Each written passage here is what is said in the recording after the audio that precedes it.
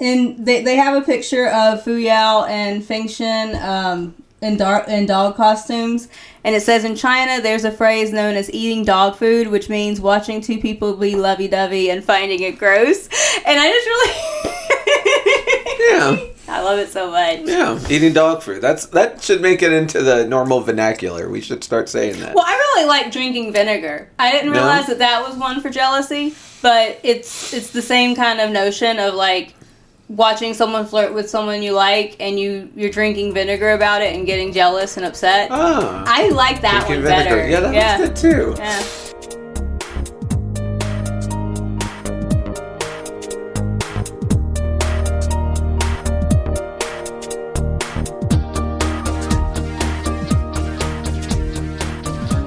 Hello and welcome to Comic Dissection, the comic book club podcast where we dissect comics through an intersectional leftist lens. I am Cecilia Rose, and with me is Reno Valentino. Yes, official heavenly blessings to you and yours. Yes. How's it going? I added you can't see this, listening audience, but I added a very cool Kirby like little locket to my That's a little to charm. my microphone. It's cute. Yeah. Now we can tell our microphones apart.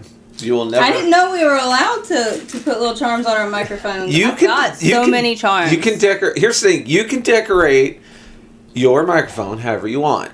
Just know that when Gorship comes over... Oh, no. Guess what, Gorship? I am finding the naughtiest, lewdest boy love keychain that I can find. Yes, when Gorship comes over, it might change somewhat.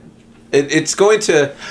I feel like it's either going to be... When you get it, it's going to be like a phallic symbol. And then when Gorship gets hold of it, it's going to be like a knife. And it's just going to jump back and forth, which is also a phallic symbol of sorts. You know? But it's just going to jump back and forth between those two phallic symbols. Yeah. Mm-hmm. Either way, all up in your guts. Hi, everybody. Ooh, nice. Thank you. I like that. I'm going on no sleep, and that means I'm going to be at my goddamn best today. So it's nice to know that no sleep affects us differently. When I say best, I just mean unhinged, and whatever words are in my brain will come out of my mouth. I guess it's up to you, the listener, to decide if that is in fact best. And also, thank your lucky stars that Cecilia's taken the lead in the reins in this one, because I have no idea how fit for consumption or awakeness I will be. But you know what? I'm here. I'm ready. Despite my lack of sleep, I am excited. Hoo-ha! That was my excited voice. And with no further ado, we will jump right in. Alright, so where we left off last, Sun Long, Xie Lian, Fu Yao, and Fengshen were all going to Banyu Pass to investigate what the little shell person had told them was happening there.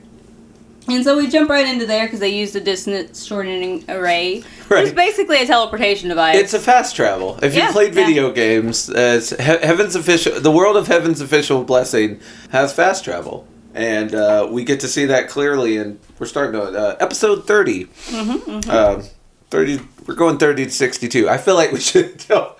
You should know where we're going. It's in the, when you clicked on the link, what it said is what we were doing. Yes. But just to be sure. Hey, you never know. Yeah, fast travel exists, and they are using it right here at the outset, which is good, because you don't want to see them travel you don't want 6 months of travel time to get where they're going. No, it would be a very long journey, and they probably would have killed each other if the way Fu Yao screaming, "Why is Sun Long coming too?" is any indication of how this journey was going to go. There's a lot of, weird jealousy. Fu Yao is such a tsundere, too. He has zero ability to just be like, oh, okay, this person is coming with... he is just zero chill. Fu Yao has zero chill. Yeah. Although, it is slightly earned, because everybody is being, shady and mysterious.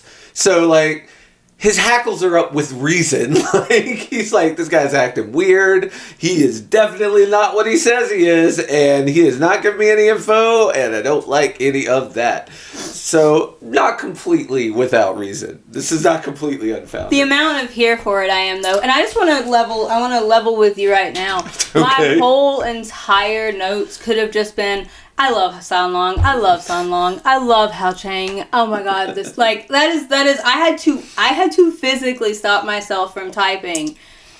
I just love him. We just love him. Just assume that Cecilia is thinking that at any time, whether she's saying it or not. If you see Hao Chang / Sanlong, just realize that I am going.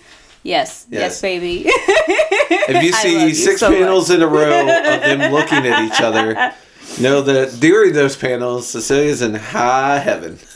Oh, look, there's a couple of screenshots that I'm going to point out when we get to them where I'm like, there was no reason for this. This was just for me. This exists just to make my heart happy. There's a lot of like, why are they... I guess they're just doing it for touchies. Like, there's no other... Sanlong does not keep his hands to himself. He is all the time grabbing Xie Lian's slutty little waist. I swear to God. It's right near the end, but there's a scene where I'm just stroking his face. Wait. Oh my God, I'm just stroking his face. I need to stop that. I gotta cut that out. Can't just go stroking people's faces. Can't just do that. Alright, but to steer us back on topic. Yeah. I wrote down Fu Yao's little eye roll because he's making a big deal about Sanlong coming, and Sanlong's like, I just saw the magic array and thought it looked interesting. Mm-hmm. Yeah. Right. So they're walking through this town on the, it's where the array teleported them to, on the edge, probably the edge of Banyu Pass. Yeah. You get a really pretty little panel with the Big Dipper and all the stars in the sky, which I just thought was really gorgeous. The artwork, judge me all you want for all the other stuff. The artwork in this is absolutely fantastic. Oh, yeah. I would never argue that. Like... So they journey on through, and they get through... Sanlong tells the story of the journey of... or the story of Banyu. The country of the half moon had it was extraordinarily large, had large manpower, excuse me. It's actually a really small town. Yeah. They make a point that there weren't that many people there. But there's a Yeah, it's like it's a desert city, and they say later that a desert city is determined by the size of its oasis. So it had a large army for being a desert city next to it. And they were very strong. Like it's sort of like Sparta almost. Yeah, like, they were the 300. Yeah. There was the city of Banyu and the city of Yangon, which we haven't gotten really into yet, but there was a demonic cultivator of Banyu who the Half Moon soldiers were deeply loyal to and who they worshipped. The countries of Yangon and Banyu keep clashing and fighting because there's only one oasis and they both want it, and they do what countries do and go to war. 200 years ago, the people from Central Plains were attacked and finally able to defeat the country of Half Moon, despite the Grand Tutor's protection. So, perhaps because of all this resentment, the oasis gradually got swallowed up by the desert, and it's said that at night, people often see the tall Half Moon soldiers patrolling and hunting with weapons in their hands from a distance. So basically, the city is barren and everything's fallen into ruins. And that's where they're going. They're going to a ruins. And this is one of my favorite interactions. So Fu Yao's like, "Young lord, you seem to know quite a lot." And Sanlong says, "Not at all. It's just that you guys just don't know that much." And look, every time... Stir that pot. Look. This is one of my favorite interactions, because this is not the only time Sanlong is clearly somewhere he doesn't belong, and clearly knows more information than he should. Yeah. And I just want to log here, because I'd log it later too, but I want you to know, and it's one of my favorite characteristics about Hao Chang, is part of it is, I think he's just really bad at lying. Like, there's a scene later, which we won't get to, probably, I don't even think it's been made into a comic part yet, but where he needs to lie. Yeah. And he cannot do it. He is bad at lying. And it's just really funny, so I think it's part of the reason why he doesn't really try. But every time someone makes the comment of like, you seem to know a lot, his answer is, nah, you just don't know that much. And when I tell you I find it sexy, I find it so sexy. It's so pretty. It's I feel like if I was either of these other guys, if I was a Fu Yao or Nanfang, I'd be like, you know what, you guys can handle this. Like, not only do I feel like not only do we feel like third and fourth wheels, like, you guys are jerks. You're being so mean to us. Like, there is, in all honesty, and maybe, you know, I'm colored by the fact that I've seen how this ends. Mm-hmm. There's a reason for it. Yeah. Well, I also mean, there's lots of reasons for it. Like, they've made no qualms about being like, yeah, we don't trust you. We know you're hiding something. Like, we don't want you traveling with us. So it's not, these quips aren't out of nowhere. So even when, like, Fu Yao says something kind of nice, like, oh, you're so knowledgeable. He's not saying that because he thinks he's nice, because he thinks he's knowledgeable. He's saying, tell us what you really are. Yeah. It's an accusation hidden behind a compliment. Yeah. So I don't fault the lack of kindness between them. I'm just saying, like, at some point, after getting made the fool by this guy for the 100th time, I'd feel like, yeah, you guys got this. I'm gonna go back to heaven and, like, I don't know, sit in my solid gold jacuzzi or whatever. Like, I'm done. I'm done with this. This is not worth it. We are walking through the desert. I have sand in places where sand ought not be. Like, I'm out. So, they talk about how the desert, basically, to get through, it costs life at this point. Mm-hmm. And they continue walking, and Xie Lian feels some shame about the fact that he used to collect scrap, which I think is unfair. Yeah. Other gods get to be gods by slaughtering cities, and you're collecting scrap. You're serving good. the people. Yeah, you're good, my man. Like, yeah, like, I would rather be a god by, like, you know, picking up litter on the side of the road than being a god by, you know, like, doing a huge invasion or some such where I murdered hundreds of thousands of people. Like, yeah, I get to be god. Look at all the blood on my hands. Some of that's babies. Like, yeah. I'd much rather be like, look, I beautified this area. Yeah. I installed, indoor plumbing here in this town. Like, that's why I want to be a god. It would be a much better reason. It really would. Right? So, we continue on, and it's starting to get hot, and Xie Lian lets San Long wear I'm about his hat. six pages of furtive glances while hat exchange. It's so pretty. Yeah, Cecilia was down for, and much like fight scenes in He-Man, I scrolled right past. I like the little... And they have a picture of Fu Yao and Feng Shen in dog costumes, and it says in China there's a phrase known as eating dog food, which means watching two people be lovey-dovey and finding it gross. And I just really I love it so much. Yeah, eating dog food. That should make it into the normal vernacular. We should start saying that. Well, I really like drinking vinegar. I didn't realize that was one for jealousy, but it's the same kind of notion of, like, watching someone flirt with someone you like, and you're drinking vinegar about it and getting jealous and upset. Oh, I like that one better. Yeah, that one's good too. Yeah. So Fu Yao and Feng Shen decide that they are going to reveal the truth of San Long, because he's doing such a good job hiding it, and no one is at all suspicious. Yeah. I feel like they think our protagonist doesn't know that San Long's not what he appears to be. Like, he knows, he just doesn't care. Like, they're like, all we've got to do is reveal this guy's true nature. It's kind of like when you see a friend of yours, like, dating the wrong a person that's bad for them. You're like, well, if I could just show them that this person's bad news, like, I can save my friend some heart. It's like, no, they know. Yeah. They already know, and they're doing this shit anyway. So, there's a cute scene of them, like, I like it with their star eyes, with their their little schemy they plans. think that they're being tricky. Yeah. Which, again, no one doesn't know, buddy. Everyone knows this boy is suspicious. Yeah. Like, Again, I just really think that Hao Shang is a bad liar. He couldn't have been not suspicious if he had wanted to. No, not his specialty. Alright, so they end up in a tiny little house. Like an abandoned house in the desert, yeah. Yep. And Sun Long had drank some of Xie Lian's water, and he got an indirect kiss, and he stares at his mouth, which I think is really funny. Sun Long is down bad. I can't imagine being so into somebody that, like, sharing a drink with them, like, gets me swoony. Like, I've never been that in love. I feel like I've missed out. Like, I feel like maybe my life has been rather meaningless relationships if I've never been so in love that, like, sharing a soda causes me to, like, just zone out for 5 minutes thinking about, we, like, practically kissed, man. Indirect kisses are a thing if all of the manga I've read are any indication.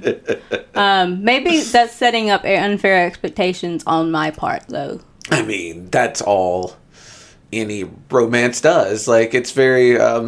I quote it a lot, but there's a Don Henley line, we've been poisoned by these fairy tales, and there's some truth to it in love. Like, if you go into every relationship expecting I will tell Romeo and Juliet or... Romeo and Juliet's overrated. You've got mail for a more... I say more modern, I'm so old. Like, what was that, 2000? Anyway...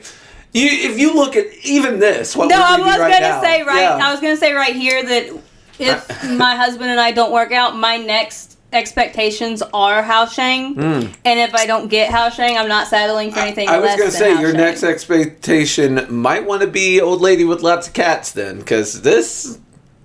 I mean, I'm Hao Shang can be a lady. I'm not, like, as a pansexual woman, all genders can apply, but... but all will fall short of the glory of an artist drawing. I mean, look...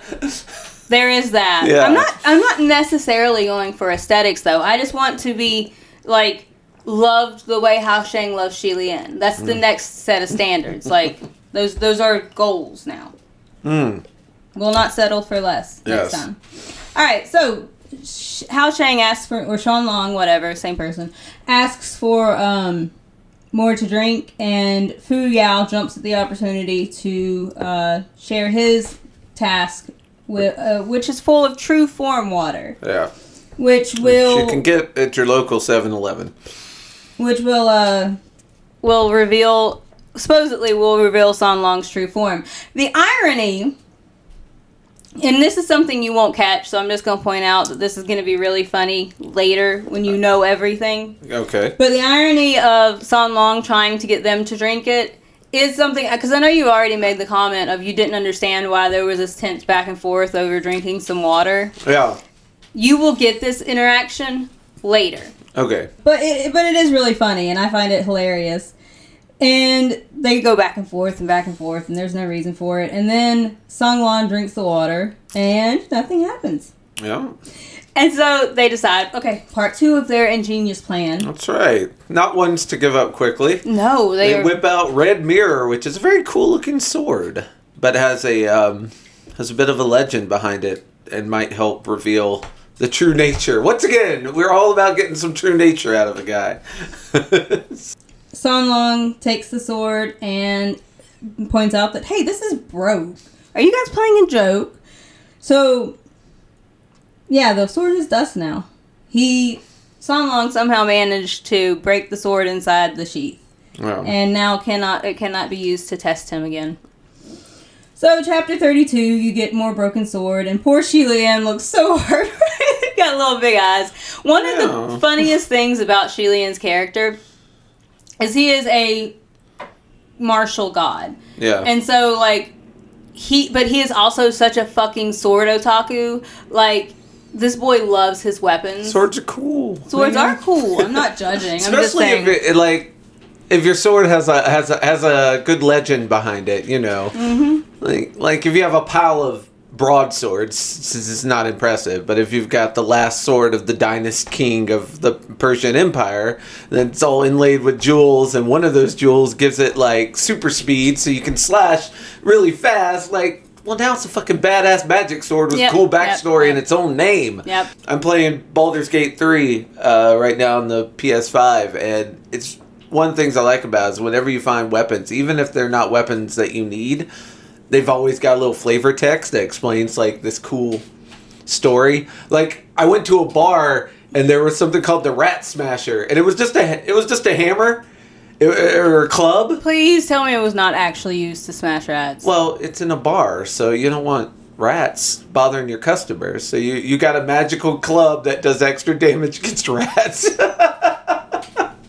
So even some club behind the bar has a backstory to it. It got enchanted so that the bartender, who was a shady individual, could keep his patrons from noticing all the rats at his bar. I feel like there are probably more subterfuge kind of ways to keep people from being bothered by rats than a magic club that smashes them. Yeah. Like guts and gore everywhere. I feel like you'd notice all the giant holes of blood. Just smash. I assume he's taking it down to the basement. I hope he's not running around between tables. I was thinking Tom and Jerry, but to each Yeah. their own. And then, so this is one of the first, so there's this panel with Hao Chang all leaned back Yeah. that exists just for Cecilia's Thirsty Corner. I saw that panel and thought to myself, that's one we're going to stop on for a minute. Yes, it is. Just bask in the glory that is San Long with one leg up, just kind of leaned back in a chair. And he's straight So up saying, glorious. like, look, dude, like, Maybe it broke on the way I can defend here. myself. It doesn't matter. I don't need a sword. Thank you. Yeah, I just love it. I love it so much. So that all happens, and all of their testing is for nothing. But while they're waiting in the building and trying to cool down and catch their breath, I call these the yin yang girls. There's a lady dressed all in white and a lady dressed all in black, just kind of hopping around in the sandstorm, which I also thought was funny. My favorite part is like Jean Lao's like, oh, I don't know. I don't think they were normal people. And I'm like, oh, was it the hopping around magically through a sandstorm that tipped you off? Xie Lian's like, wait. I guess you haven't spent enough time with normal people recently. You forget. They can't hop around in sandstorms. Well, here's the thing. So, all of these people are, well, except for San Long, have ascended to godhood through cultivation. Yeah. So those two women, although not normal people, could just be cultivators. You're not sure who they are yet. But they are hopping around on top of buildings like monkeys, so you know something's not quite Yeah, right. not normal people. Yeah, good call. Probably true. And that's when they notice that there's a sandstorm coming. But Yep. they decide to continue trying to walk through it and try to get to town quicker. Which ends really good. As people start getting sucked into the sky like you do. There's more tiny touches and little glances, and Yeah. they continue on. Our two main characters are whisked up into the sky. Well, it starts with Xie Lian being pulled into the sky, and then he asks Royer to grab onto something stable. Yes.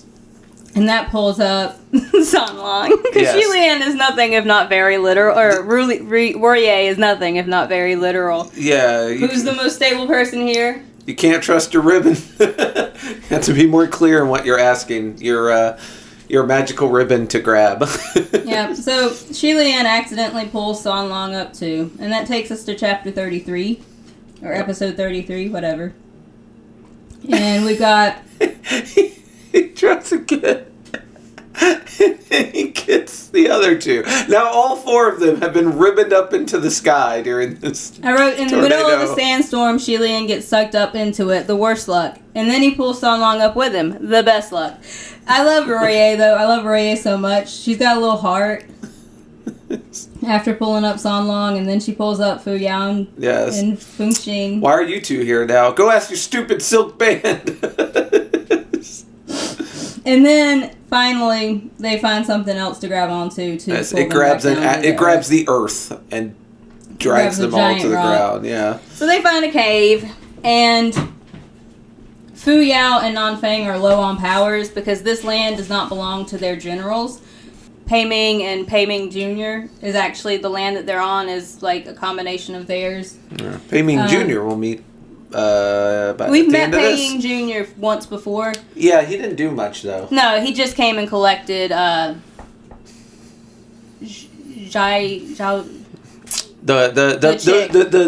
mean lady from the last episode. The Ghost Bride. Yeah, the Ghost Bride. Whose name I can't remember. Yeah, he just came and picked her up for his dad. So we've met him. Well, his uncle. His uncle, sorry, yeah. Yeah, we've met him once though. No. So they're explaining that and how their powers are a little bit lacking at the moment, which is why they can't just do anything to... Right. They find a rock with some writing on it. Well, they talk a little bit about the Bon Yu tutor and how she was a woman, a female dignitary or whatever. Mm.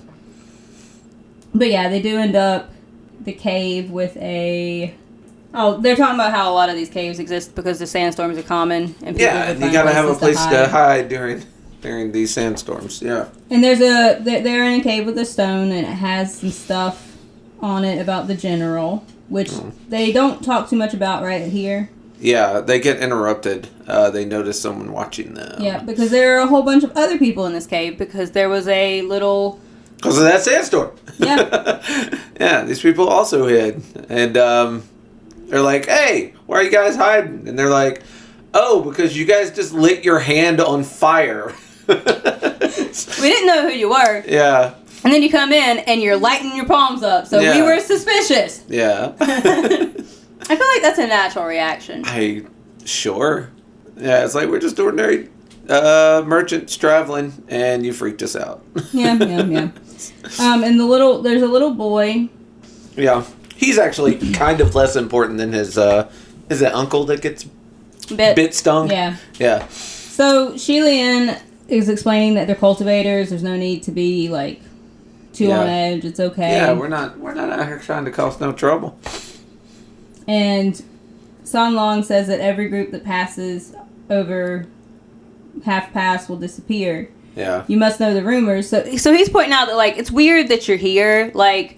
Well, they said we're just normal merchants. And he's like, well, not normal. If nothing else, you're very brave because everybody knows this is not a safe path to travel.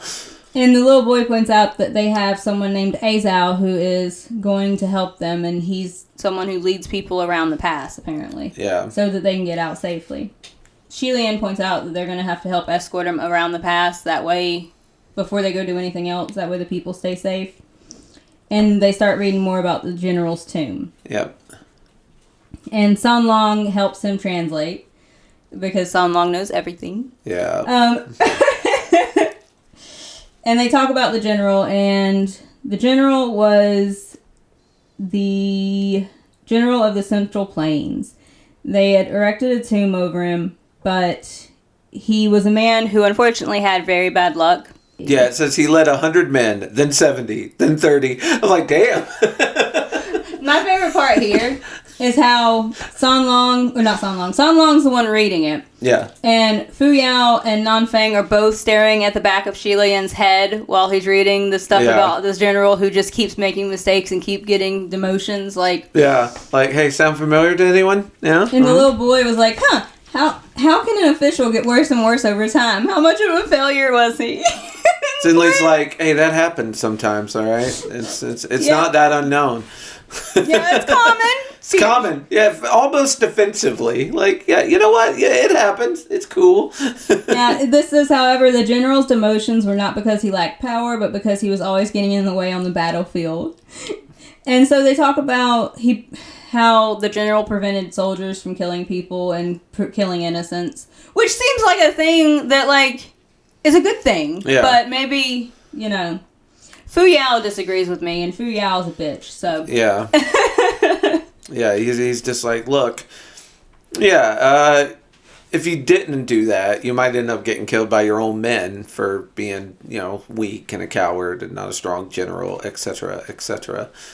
So, yeah, obviously, generals are going to general. They got that one-track mind. Which is probably why he got demoted, but that doesn't mean he's wrong. Yeah. I feel like... Even before it's really released who the general actually is, which is Xie Lian, surprise. I feel like I liked the general anyways. Like, well, he has kind of a. It's sort of funny because he has this kind of klutzy like they comment on it, like this klutzy sort of failing, but keep trying. Like, he's got that can-do attitude that you want, unless, you're one of the troops under him that didn't make it. Then maybe less so. So we continue on through chapter 35, where they're talking a little bit more about the general, and how Xie Lian points out that he died on the battlefield. As he was fighting during battles, his boots' laces were untied. The enraged soldiers on both sides trampled him and hacked him to death. And this is my favorite part. So the people laugh, and Song Long is like, is that funny? And he's like, well, Xie Lian's trying to tell him to be considerate, and Song Long pretends that it says on the rock that although he did not have a good reputation in the army, he took care of the border citizens that lived between Half Moon and the Central Plains. So they respected him and addressed him as the general. They erected a tombstone for him in remembrance. The people of Half Moon discovered something mysterious about this tomb later on. As long as they bowed 3 times in front of it, they were able to turn their misfortunes into blessings. And so he cons all of the people into bowing at the tomb. Yeah. And says that's what you get for laughing, bitch. And I love San Long. Yeah, and as soon as they do this, the snakes start showing up. And I was like, man, that's the opposite of what was supposed to happen. Well, here's the thing. The general is Xie Lian, and Xie Lian gets the unfortunate title of the god of misfortunes. Yeah. So, that's when the scorpion snakes start appearing. Yes. Scorpion snakes are exactly as described. They're snakes, but their tails got the little scorpion spike on it. Half snake, half scorpion. And they can as a Scorpio, kill you with poison from either end. As a Scorpio, I want to change my astrological sign to this thing. Oh, it's man. beautiful. I mean, we are kind of cursed with only 2 popular options. You're either the Chinese zodiac or the I guess European Druidic zodiac. I'm not sure where that other one comes from. But and like in my case, I'm either a scale or a goat, and I find either of those appealing. I'm like, man, I wish you could make your own little zodiac. Scorpio and a horse. Yeah, yeah. Snake Scorpion's a little cooler than that. I love it. I love it so much. Yeah. But San Long treats it like it's a piece of rope. Like he's just over here. Yeah, just grabs it in mid-strike, just yanks it out of the air. But it's just really funny. Giga, don't worry. The snake is the Banyu Grand Tutor's totem, and it's a rare chance to examine it carefully. He's got his poor thing. It's got like little X's over its eyes, and he's got it all like coiled up. Should have tried to bite him. Yeah, so the Grand Tutor was actually believed to be able to control these creatures, specifically these snake scorpions. And it is said in legend that that's actually a lot of the reason they made her Grand Tutor. And before they can really delve into that, a bazillion other snakes show up. And they end up running out of the cave. Yeah. So when they get out, one of them has been stung to death. That's when they notice that Uncle Zhang's been stung. Yeah, the kid's uncle has been stung. That starts episode 36. We gotta go get a cure. Anybody know where there's a cure? I know where there might be a cure. So, Fu Yao, I think it's Fu Yao. It's the place we've mentioned 100 times. Well, there's that. Yeah. That's what they come to at the end of this. Fu Yao gives him some medicine that will help. No, I'm sorry, Feng Shen gives him some medicine that will help. Or non-Feng, I'm sorry. Non-Feng. I was looking at my notes. I was like, wait, no. Non-Feng gives him some medicine that will help keep him alive. Yeah, proving he's not a complete jerk. While they go into Banyu Pass to look for the cure. Turns it from 4 hours to 24 hours. It was kind of funny because they're like, oh, this poison will kill really quick. Make a tourniquet. Okay, now it's going to kill you in 4 hours. Ooh, use this medicine. Now it's going to kill you in 24 hours. I'm like, yeah, let's just keep pushing that clock. Hey, the longer you survive, the better the chances. Oh, no. I mean, you got to buy them all the time. It was funny, though. It seemed like, not to be a backseat rider, but I would have skipped the tourniquet phase. I would have been like, well, if we're going to end with 24 hours, let's just put the medicine directly and skip that second step. But I'm not the rider. I'm just some other dude. Xie Lian, well, the writer's a woman. Yeah. Xie Lian Yeah. tries to contact Heaven and can't get through. Yeah, the phone lines are down. None of them can, actually. Xie Lian is a little more understandable because his magic is usually pretty spotty. But Nanfeng and Fu Yao, neither one can get through, so that's suspicious. Yeah. And then Xie Lian blocks a snake from attacking the little... I think it's the little boy, or is it going after San Long? Anyway, Xie Lian also ends up getting stung. Yeah, that's becoming a real problem here. We start chapter 37 with San Long realizing that Xie Lian got stung, even though Xie Lian didn't realize it because my poor boy don't feel pain no more. Yeah. And he tries to suck the venom out, which is sexy in the anime and sexy here and sexy in the book. It's sexy everywhere. Although it's also very funny because, like, he's like, look, San Lang, that's not going to help. And he's like, oh, I'm going to do it anyway. Well, here's the thing. Xie Lian would tell San Long it wouldn't help even if it actually would. Yeah. Well, yeah, you don't want to put him at risk. Yep. Yeah. And then another snake comes, and Song Long explodes that bitch. People mad about it now. Yeah. Well, Song Long looked at Song Long looked at the snake, and it exploded. And bitch ain't even pretending to be human right now. Like, he straight up just like kapooied. Yeah. The snake. Seems like the one he cared about was at risk, and suddenly the gloves are off. Something to keep in mind, I would wager. Oh no! Yeah. Did you Magic Dane? You're real smart. Yeah, man. I pick up on this incredibly subtle thing happening here. So Nanfeng, San Long, Xie Lian, and A Zhao go to Half Moon Pass to look for a cure, and Fu Yao stays behind to look after the caravan of people. Yeah, this was an odd choice to have Fu Yao stay behind and A Zhao come with them. Seeing as how they don't know him from Adam. I think that's why they took him, though, because Xie Lian is... Is this another one of these, like, I don't trust this dude, yeah, so I'm going to keep him with us. Okay. And so, yeah, those three end up going... Or four. I'm sorry. Yeah, I remember this. In the very next scene, they're whispering how they don't trust him and to keep an eye on him. And Xie Lian notices that San Long has been upset and a little off since they... started this way, and poor San Long, he just wants to keep his Xie Lian safe. He wants to keep Gege safe, and Gege got bit right in front of him. Yeah. Right there. That fail. snake. But we get a really good shot of the moon town.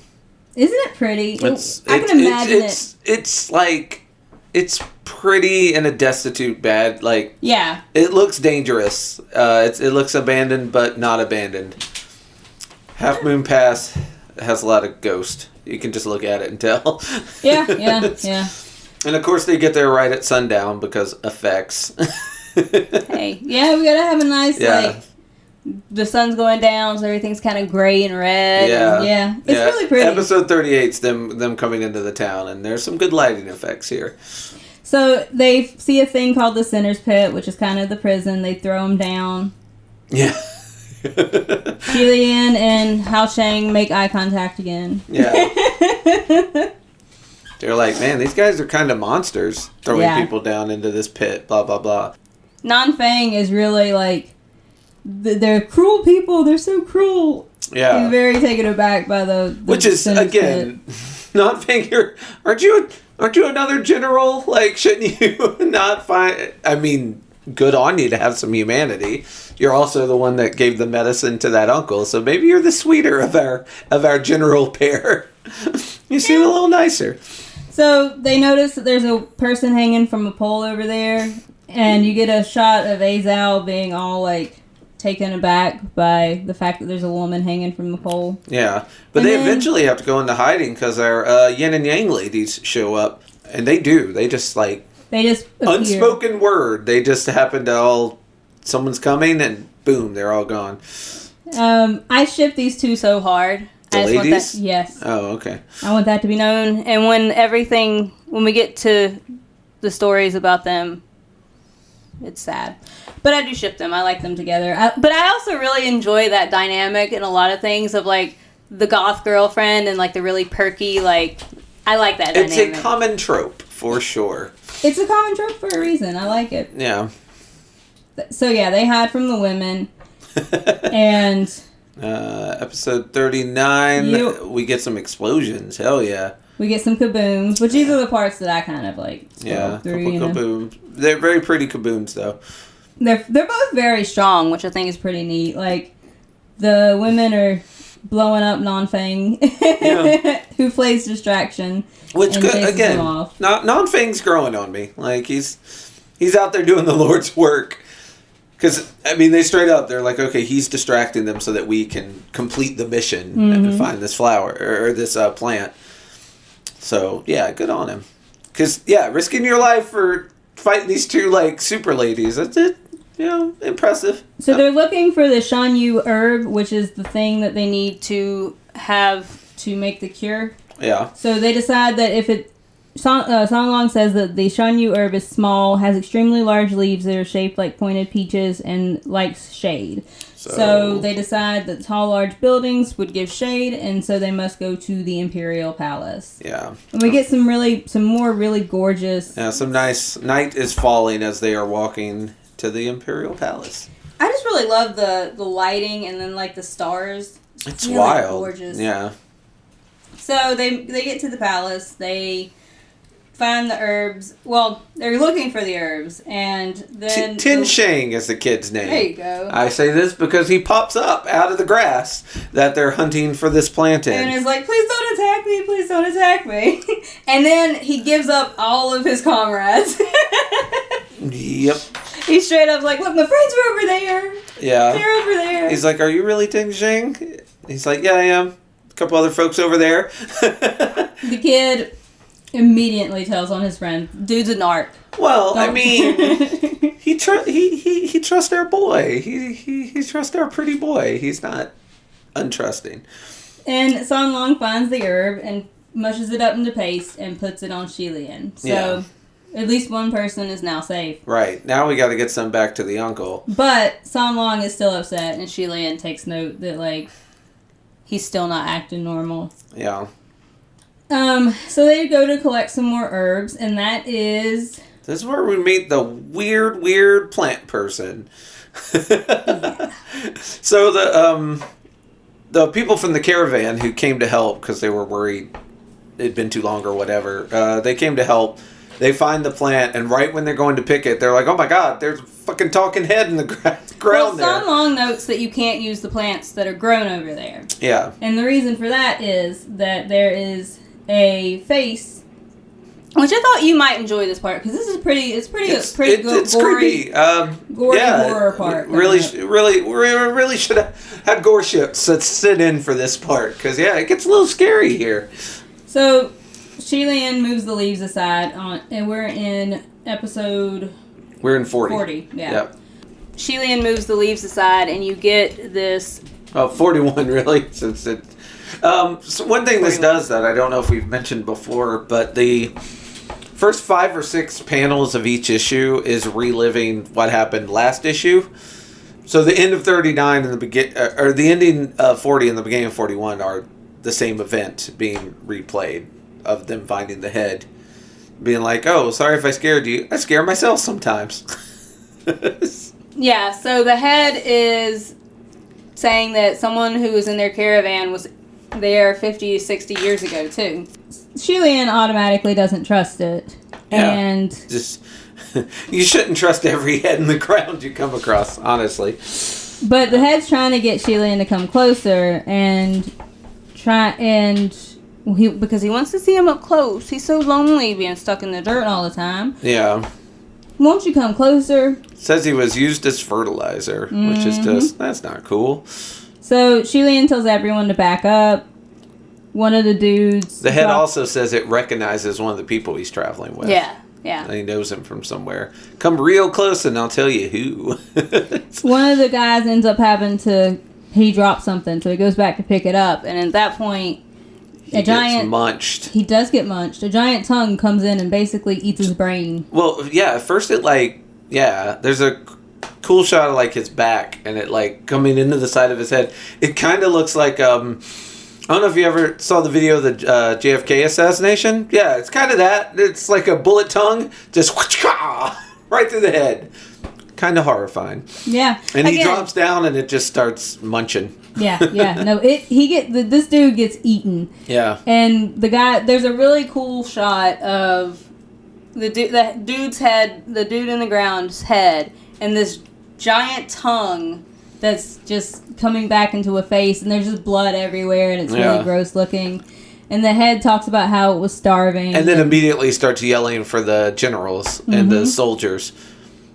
Which, up until this point, I thought this place was abandoned. But apparently there are some sad-ass people who live in this garbage town.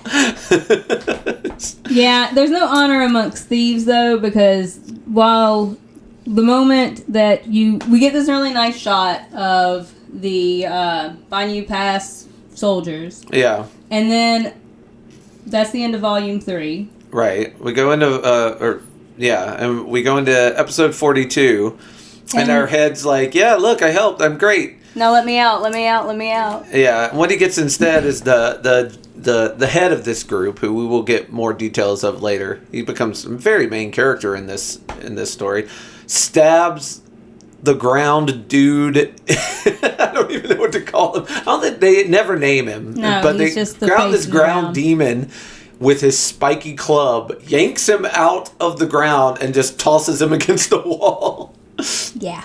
And then they capture all the prisoners. So in the anime, they made this is Chemo.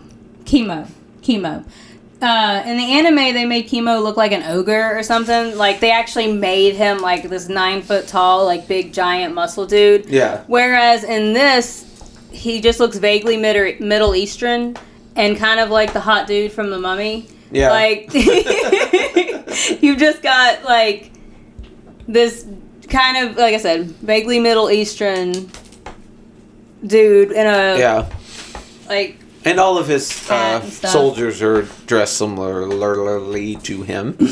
And San Long explains that his name is Chemo. And when he was young, he used to be bullied. And legends say that Chemo is the bravest general in the Half Moon's history, a 9 foot tall giant with infinite strength. So the anime really leaned into that. Yeah. With the height and the strength. Oh, yeah. No, he looks like a giant ogre. Like, he's huge. But in this, he looks more like a man, and you know how legends work. But he is taller than the rest of them, so that's something. In fact, most of these Half Moon dudes are. They're tall. They grow them tall around these parts. And they say, basically, they decide to buy their time. They're like, look, we can win this fight if we need to, but let's see what's up.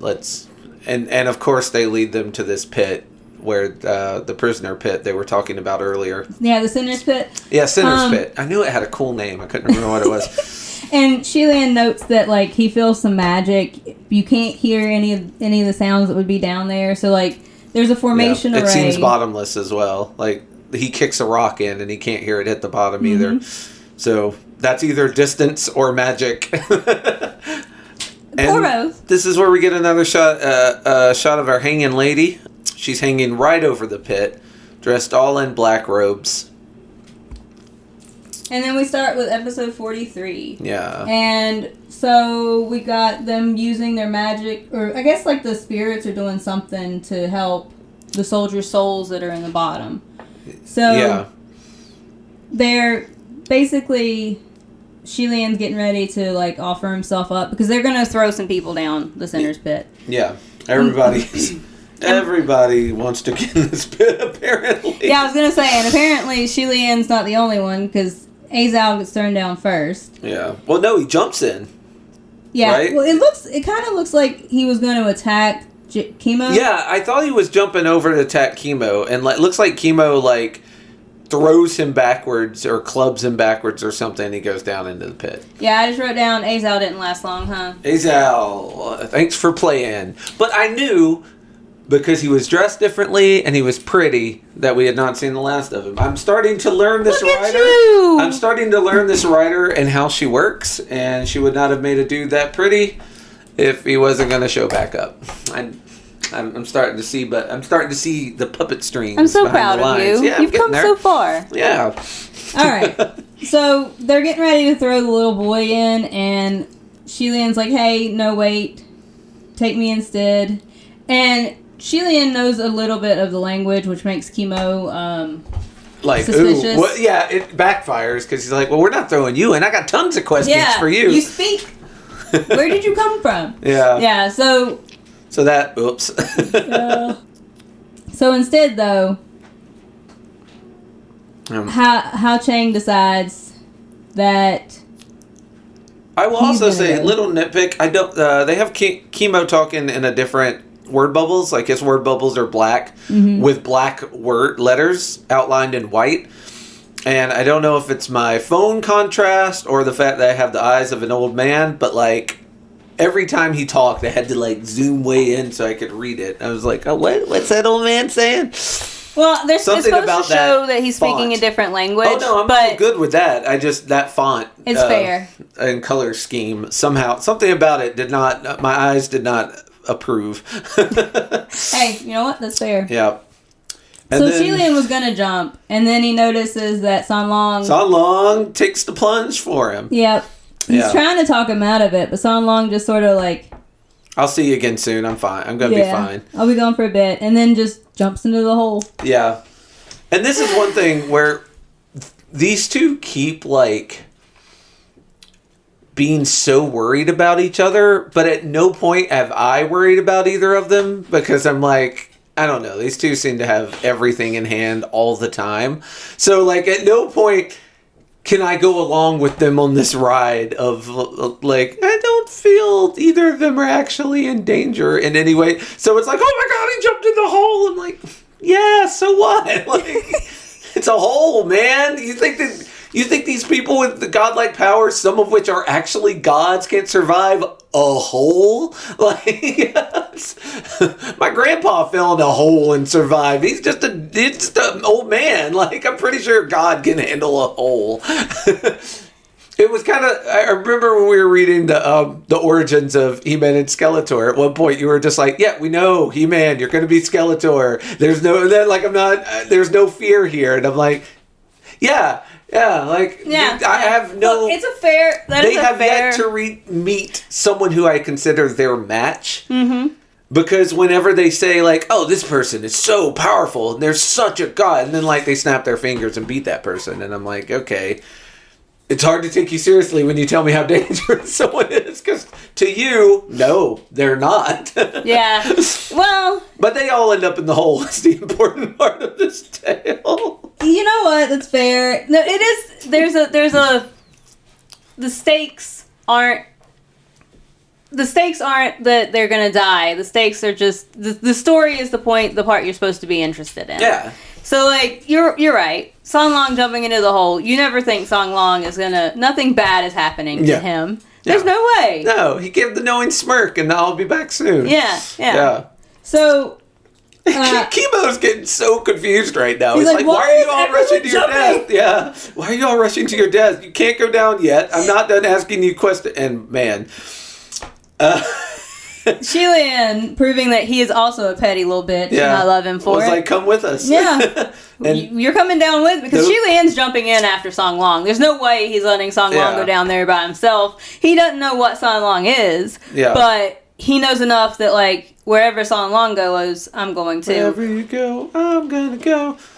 And throws out some magic ribbons to help out. And pulls Chemo down into the pit with him. Yeah. And when they get pulled down, the hanging lady starts coming alive. Yep, and she also knocks people down. Now, I really do like this shot where Xie Lian is standing in the pit, and he's got his rope tied around Chemo, and, like, it's just a really nice, like, picture of him pulling Chemo down. Yeah.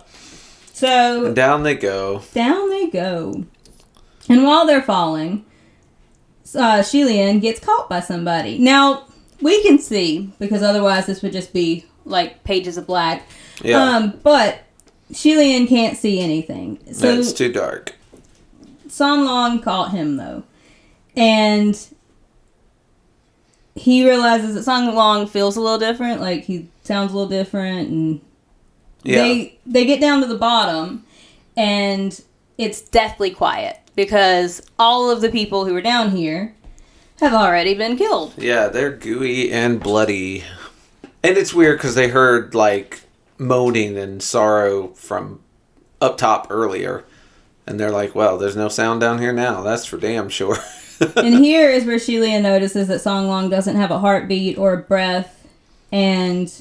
yeah, all those things you're trying to figure out. There are a couple real obvious ones you missed. Well, in his defense, it's not like he cuddled with Song Long before, really.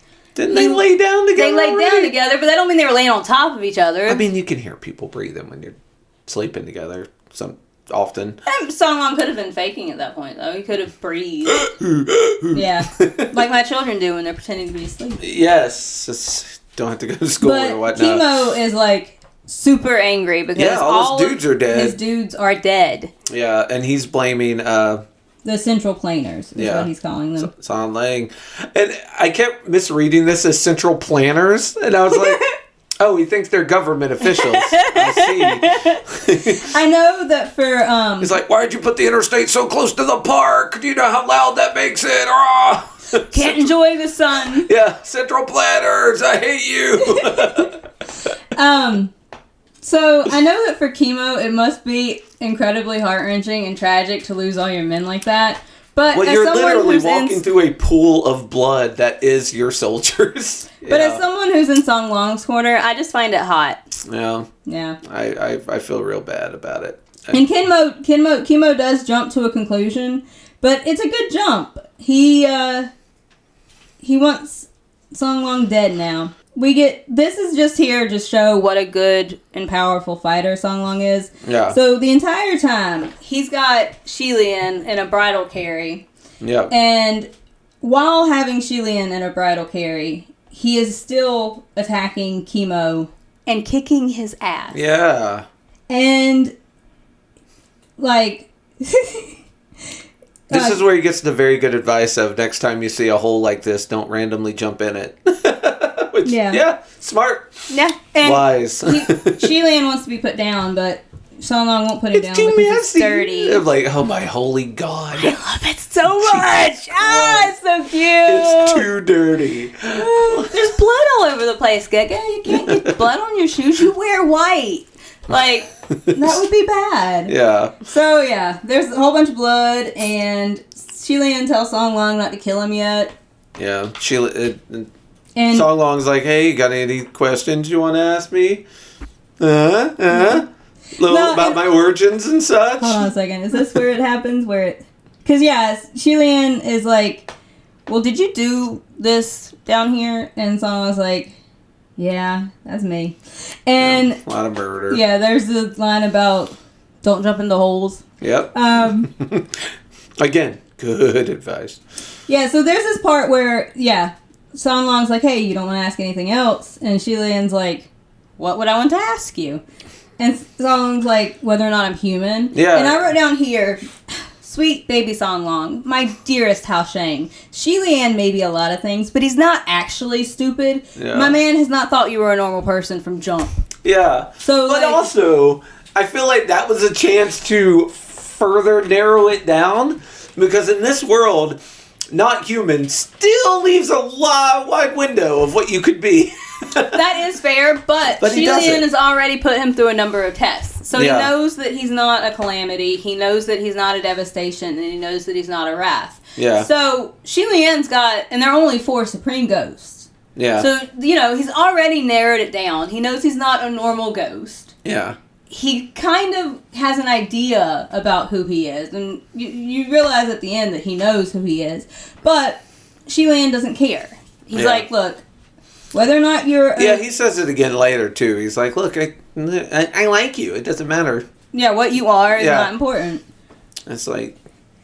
So, he finds a place that's not bloody and puts Xie Lian down, finally. And them and Chemo's now going to give his side of the story about all that went down.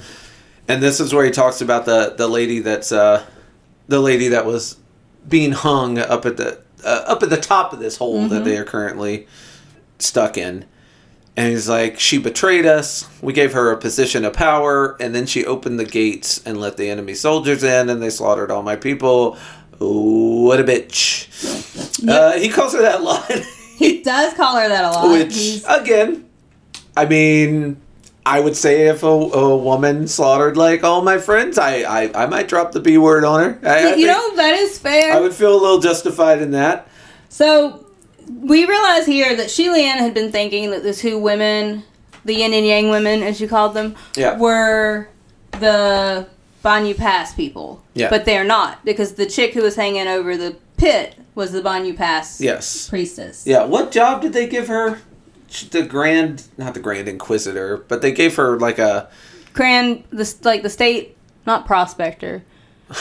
Get off my land, and it's my gold. I'd love to see her as a state prospector. Have long underwear. She's basically the town wizard. Like, she's basically the... Yeah, that's actually a better name than the name they call her, because the name they call her means nothing to me. It's a bureaucratic job. She's the state magician. Yeah, basically. She's the state magician. But she started out, as we go to 47, we're going to get her backstory, as told by Chemo. About how while she was young, she was an outcast. Life was hard for her, and her mom died. Well, before we get to that, though... Wait. Oh, because, Chemo doesn't want to talk anymore because he's mad at San Long for killing all of his men. And San Long says that he will absolutely decimate these corpses because the Banyu people have a lot about, how your corpse is how you'll be in the afterlife. Yeah. And, yeah. San Long's like, I will destroy them. Yeah. He doesn't even miss, he's like, I will destroy all of them. You will not they will be reborn as bloody sacks. Yeah. Or you will answer the fucking question. It is it's a hard ass to be like, yeah, that dude over there desecrating corpses, that's the guy we're supposed to like. He's one of our heroes. So, right here, in episode 46, there's a panel where... He's just threatened Chemo, and he's getting ready to fuck some people up. Yeah. And he's just got this red eye, and it's just so goddamn hot. And, I'm good. They're ghosts. He can do whatever he wants. But yes, then we get Chemo telling the backstory of Banyu. Yeah. How she was a little girl, and then she was made fun of because her father was from, the other tribe, the tribe they were warring with. Mm-hmm. And so she was Banyu half blood, half evil. Yeah, she's half Yungan and half Banyu. Yeah. So half Moon Pass, whatever. Dad couldn't deal with it. He left, and the mother died because of heartache. This poor baby, she was an orphan at 6. I still think she handled being an orphan better than Batman, though.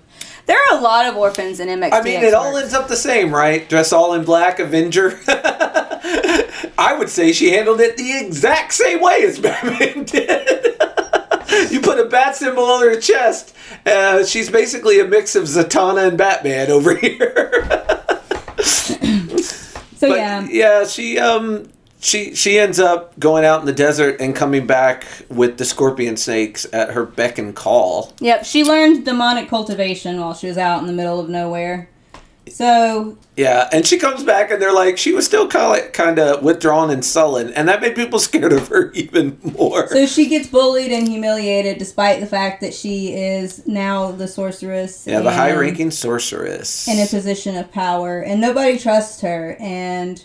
Except for Chemo, because he too was bullied as a child, as we had heard earlier. Chemo saw something in her like himself, someone who needed protection, and the fact that she protected their hurt and fallen comrades in this upcoming battle really solidified her to him. Yeah, this battle, basically they go out into the desert looking for some thieves. And the thieves had built a fortress, under the ground, so they were able to pop up and ambush them. Mm-hmm. Chemo and his troops end up winning, but they have a lot of casualties, and then a storm comes up before they can clear out. And after the storm is over, they find that she has actually she had carved out her own little cave, and had gotten all the corpses, and protected them from the sandstorm, which, as we already discussed, the condition of the corpses is very important to these people because of how they would be in the afterlife. So Chemo already kind of liked her because she was similar to him, but this cinched it. He was like, all right, this kid, I'm going to be I'm going to be all good and nice to her. I will protect her like she protected my men. But that was all... Again, this is from Chemo's point of view. That was all... Or his version of events. That was all just to gain my trust, because as soon as the evil army, the other army, now I'm on Chemo's side. As soon as those assholes came to our door, that bitch, the Union army, yes, came in, and then Banyu opened the door, the gate, let them in, and they slaughtered. And so, thus has led into the endless cycle of killing and violence that Chemo and the Banyu sorceress are in now. Yeah, and apparently Chemo captures her and hangs her over the pit, like over and over again. It's this reoccurring cycle, which is, wow, what fun is that? Again, it's just an endless violent cycle, and basically all of the betrayal and all the anger. And something I really like pointing out here is that Xie Lian thinks this thing through. Yeah. And he has enough, he stays in the moment and in this situation enough that he continues to absorb all the information and learn stuff. He's kind of almost like a little bit of a detective in this, in the way that he pieces together. He realizes Chemo's story doesn't quite add up. Yes. And that there's something going on here because people know to avoid this. And although people maybe occasionally get bit, it seems like this happens a lot. Yeah. And so there's something that doesn't make sense here. Yeah. And Song Long says that he's lying. Yeah. Chemo is lying or hiding something. And there's all these little shots of Song Long getting really close to Xie Lian when he talks, and it's they're really cute. I mean, unlike most of these, just for no reason getting closes, this one at least makes sense because we don't want Chemo to hear, him whispering, "I think he's lying." But yeah, they piece together all the reasons. Why are the snakes behaving this way? Why did she if she was such a powerful sorceress, how did she get captured and beaten by Chemo so easily? Why are they still sacrificing people down this well for your soldiers' souls? Why did you kill someone and use them as fertilizer? You're no saint in this story. Yeah. Yeah. A lot of shady shit going on here. The Banyu tutor jumps down and enters the sinner's pit as well. Yeah. When she comes Which down, is good. We need her side of this. When she comes down, she asks Chemo what's happened, and when she realizes that they're all dead after she trapped them in this hell place, we actually get we get a shot of fire. A little bit of fire. And when Xie Lian looks over right away to kind of see Song Long, and Song Long's a little bit bigger than he was before. Which is weird, Well, is he trying to be impressive for this lady who jumped in the hole? Well, I really like the notion that when he came down as a little bit of... So there's a meme, right? Okay. In the TGCF community, which is the Chinese title of this. Okay. Where it's he came down trying to be a little twink and trying to get Song Long's attention, or get Xie Lian's attention. And then, where he was Hao Shang for that little bit, and he was in his other body. Yeah.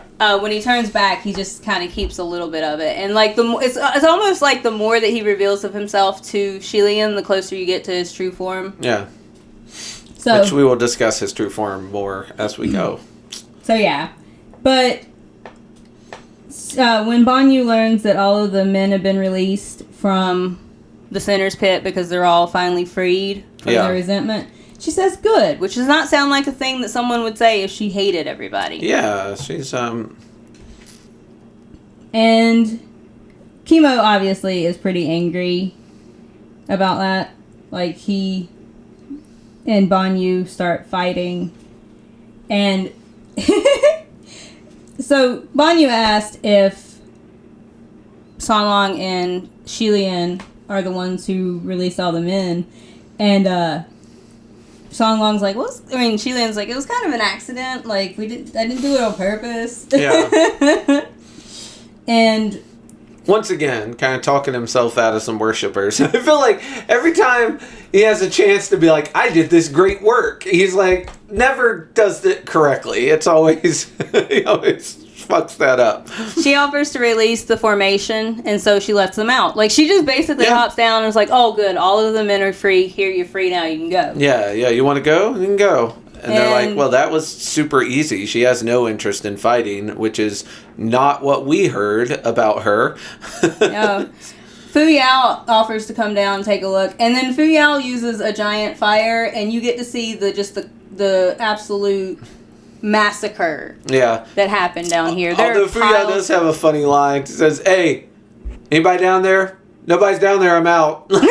Nobody's there, I'm leaving. I ain't hanging out for the shits and giggles of it. Yeah, but he drops the fire and you just see, man, it is horrible down here. Piles and piles of body and blood. Yeah. It is absolutely monstrous.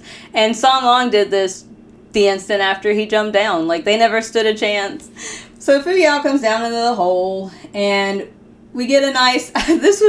Xie Lian calmly explains the situation while this poor girl gets her ass kicked by Kamo. Yeah, he is getting that revenge. He is just shaking her and beating her. Yeah.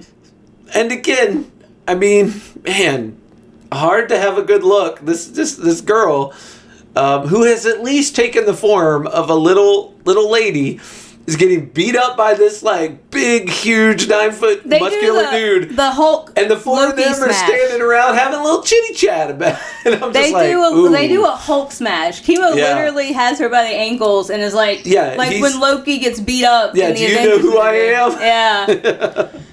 Yeah, and once again, I'm just like, whew. Hey, heroes, do a hero thing here. Like, I need you to help this girl. But no. Instead, we go to this thing that I mentioned hating. We're now going to go to a flashback. So right when I really need you to stop this girl getting beat down. He does stop the girl getting beat down. Eventually. We got 4 chapters of flashback first. He goes to Kimo and is like, hey, we need to stop. And when he asks Kimo to stop, Banyu grabs his hand and calls him General Ha. So, yeah. So now we are getting a flashback where we get more like the actual backstory of what has happened the real here. Story. This is when you find out our boy was there. Yeah. So Xie Lian is in Banyu collecting rubbish like he does. And while he's there, he notices that the men are getting pulled into the army. Yes. And he gets recruited as well. Forced conscription. But he's excited about it because at least he gets to eat. But no, that is not accurate. The poor boy, Xie Lian is starved. Yeah, every time he tries to eat, he is not allowed to eat. And the first time it really motivates him to go on a murder spree. So he's actually doing some badass fighting here. Yeah, here's the thing. Everyone forgets that Xie Lian is a martial god. Yeah. There's a lot, because he gets sort of like run down in such a way that everyone thinks he's just a scrap collecting misfortunate god. Yeah. But he is a martial god. He knows how to fight. Yeah. So he's good in the army. He can slaughter people. But he's still starved. Yeah. This poor boy will not get any food. I feel so bad for him. So that night he tries again to make food and they kick his bowl over because they're like, hey, it's nighttime. We're trying to sleep. Put that light out. I also think it smells bad. Oh, I thought it was a light thing. Maybe it is. But at any rate, they kick his bowl over. Yeah, either because it stinks or because it's light. Like, I know in the olden times, at night, having a fire was like, hey, here's where we are, enemy troops. So there were a lot of reasons to either have a covered fire or not have a fire. I'm going off of other stuff. I thought it stunk, but maybe you're right. It might also stink. There's a lot of reasons to not cook your food at night. So, where his bowl got kicked over, a little urchin is there eating the food off the ground, which makes her sick. Makes her sick, as you would imagine. And in the end, he gave her his only dry food that he had left. Which also made her sick. Yeah. It's like, great. He's starving and trying to give away his food, and poor little orphan Banyu. Yes. So, episode 51 starts with him. But we got our memory, which was not 4 chapters of flashback, by the way. Oh no! Are we done with those? Are we done with those, Cecilia? We are for the moment. No. You like it when you hop back and forth. Isn't that the thing that I keep hearing? This one. So Fu Yao puts together very quick. I'm happy with this. Fu Yao puts together very quick that the general's tombstone from the cave was for Xie Lian. Yeah, Xie Lian's. Xie Lian then has to explain how that all came about. His compass was broken. Awkward. He got lost, okay? Yes.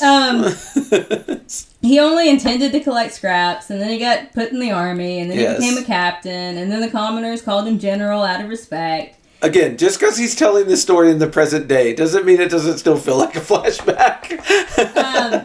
And Fu Yao's like, but your surname isn't Ha. It's like, yeah, got an alias. Smart people have aliases. He came up with something. He came up with a fake name. I think it was Hashi. Something I made up casually. Yeah. But yeah, he was talking about back then the border. There were always these little battles, and there was Banyu. Yeah, and one day he steps up and tries to stop the two sides from fighting, which ends up causing, of course, the side that already wanted to kill him to want to kill him. They're like, oh, kill that one first.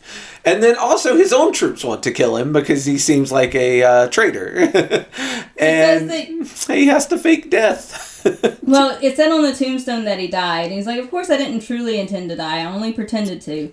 At the time, because of some little thing, both sides saw red and wanted to kill him. Yeah. And so he got stabbed. Well, he says he got stabbed, and Fu Yao was like, you definitely always interfered and were hated by both sides, right? Otherwise, why would they stab you as soon as they saw you? Yeah. If you knew the hatred towards you was so strong, why didn't you avoid it? Why rush in?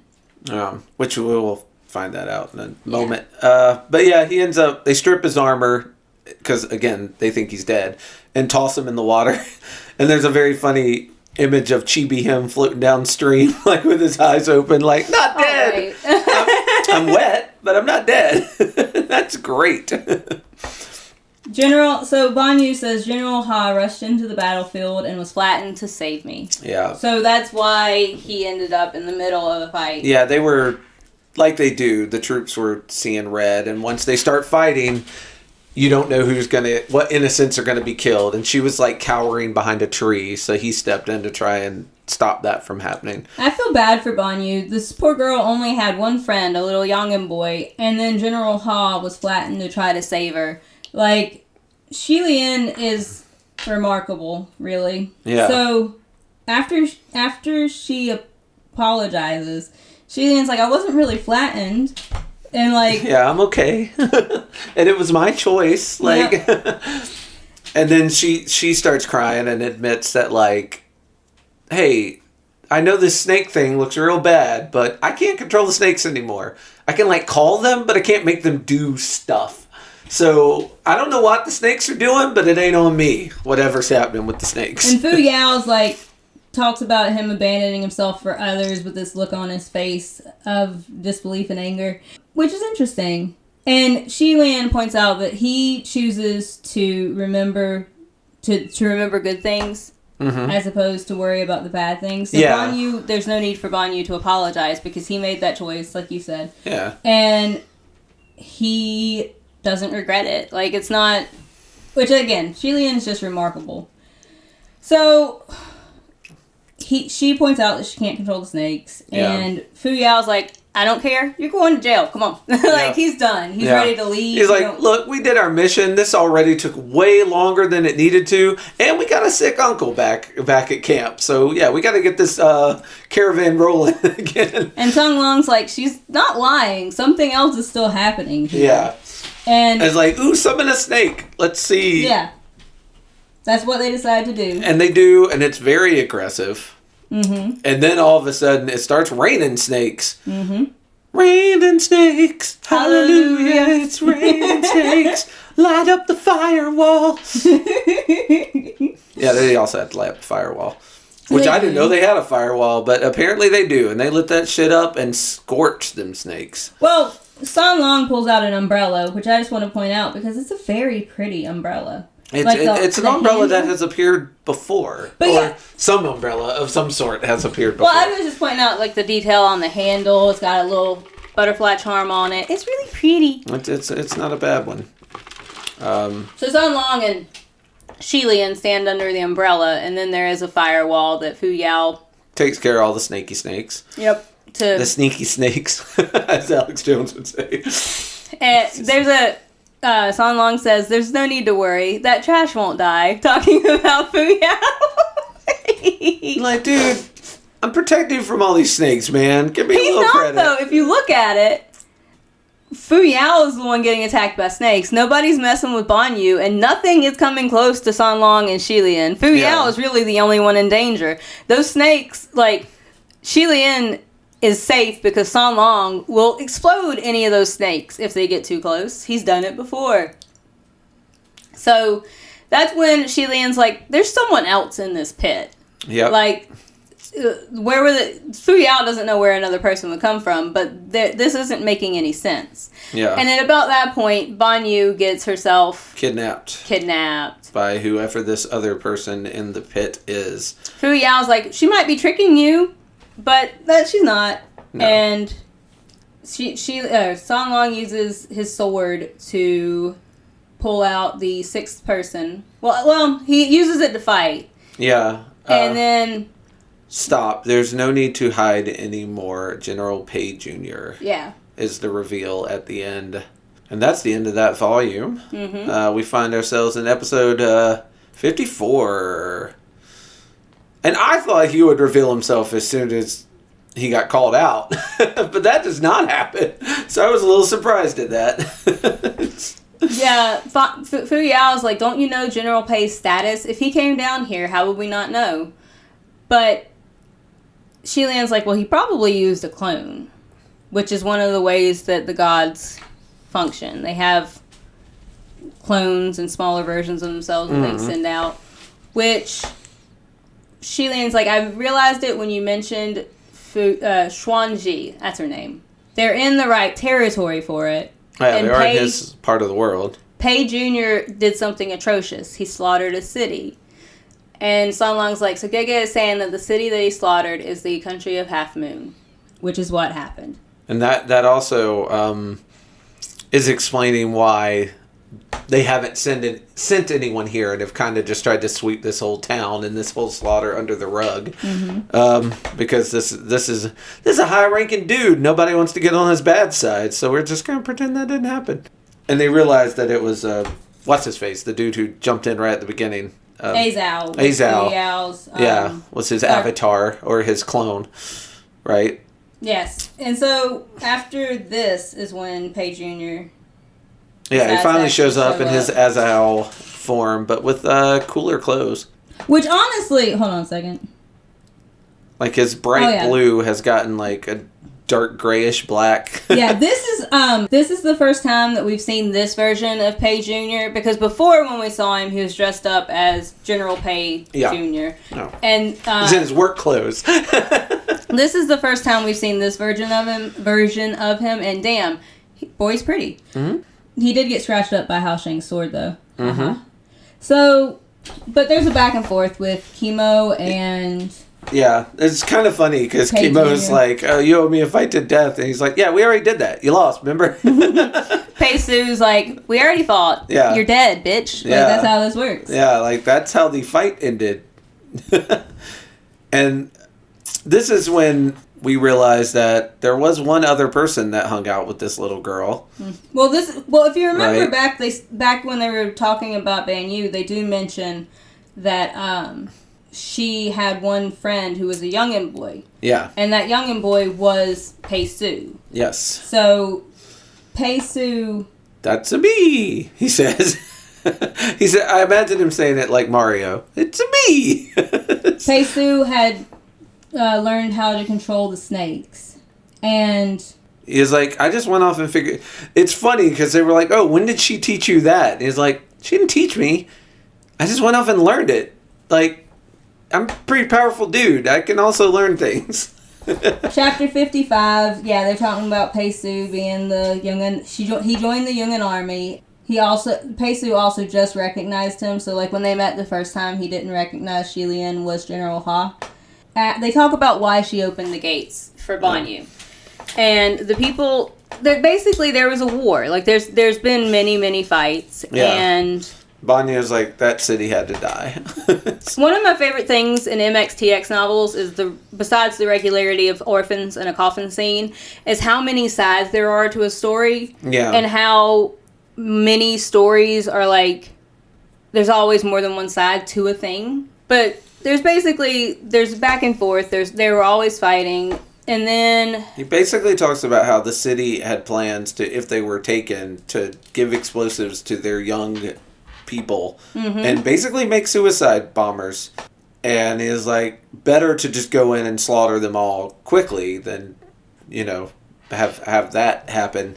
Well, I think they were planning on bombing the city of Yungan. So like, oh, I thought it was their city. No, once their city got taken, they carried explosives with them and planned to disperse towards Yungan once the city fell. Okay, so when their city fell, they were going to leave and go blow up the other city. Yeah. Okay, yeah, got it. So basically it was, we can slaughter them in their city, or they will come to our city and blow it up. Yeah. So, but then Kimo and Peisu have a back and forth about who's right and who's wrong. And it's like, it turns out you're both wrong. Yeah, that's the way war works. You're both wrong. You were going to kill them, they were going to kill you. This land was yours first, and now it's theirs. And you want the oasis, they want the oasis. It's just, it makes me tired. There are many things that can't be cleared up with talk, only with fists. I really enjoy that part because there are many things in this world that can't be cleared up with talk, only with fists. And Xie Lian's like, I agree with the first half of your sentence. And Ha Sheng's like, yeah, I agree with the second half. Most Jungan people are shameless. But Peisu, you're definitely the most shameless one I've seen. Yeah, basically they just hate each other. And there's nothing that anyone can do to make them not. So Banyu is much of a person of Half Moon as she is Jungan. You simply picked a side and stayed loyal until the end. There was nothing like betrayal. What's more, the people of Half Moon are two-faced, so I have absolutely no regrets about executing them. And then we get another reveal, which I have to admit, when I first read the book, the reveal for it being Pei Jr. and Pei Jr. being Azal was really well done. Because there wasn't a pretty picture of a pretty boy for you to realize something was going to happen. Right. So it was a really interesting reveal. And even 200 years later, none of the anger has been placated with... I also want to point out that Peisu holds Banyu so gently. Like, there's a part where... We'll get to the basically here in a minute. This part where he's covered in blood and him and Kimo are going back and forth in episode 55. Yeah. He's just holding her so, like... cradling her so gently. It's so sweet. I really do think he cared for Banyu. I don't think he was right, but I do think he really cared for Banyu. Yeah.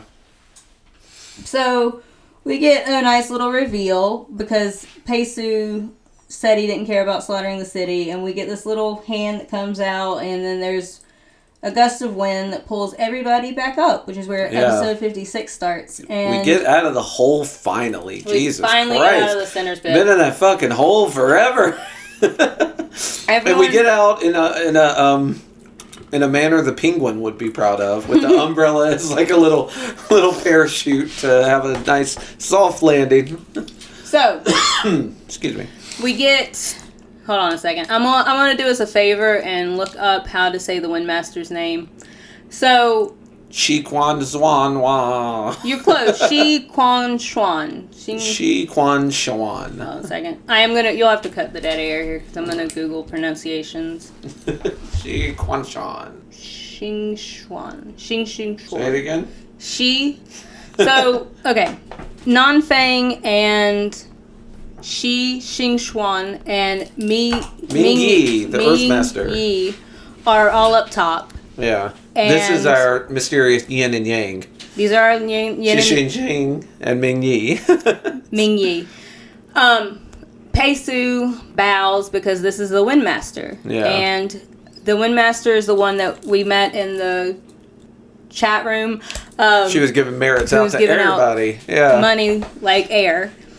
And basically what had been happening is that Pei Su would pull in people from outside and drag them into Banyu Pass to use as things to kind of like help the resentment of the ghosts. Yeah, to placate the soldiers in the hole. And make Banyu's scorpion snakes bite people, lure them in the pass looking for the Shanyu herb, and then hopefully that would appease their resentment and allow them to move on.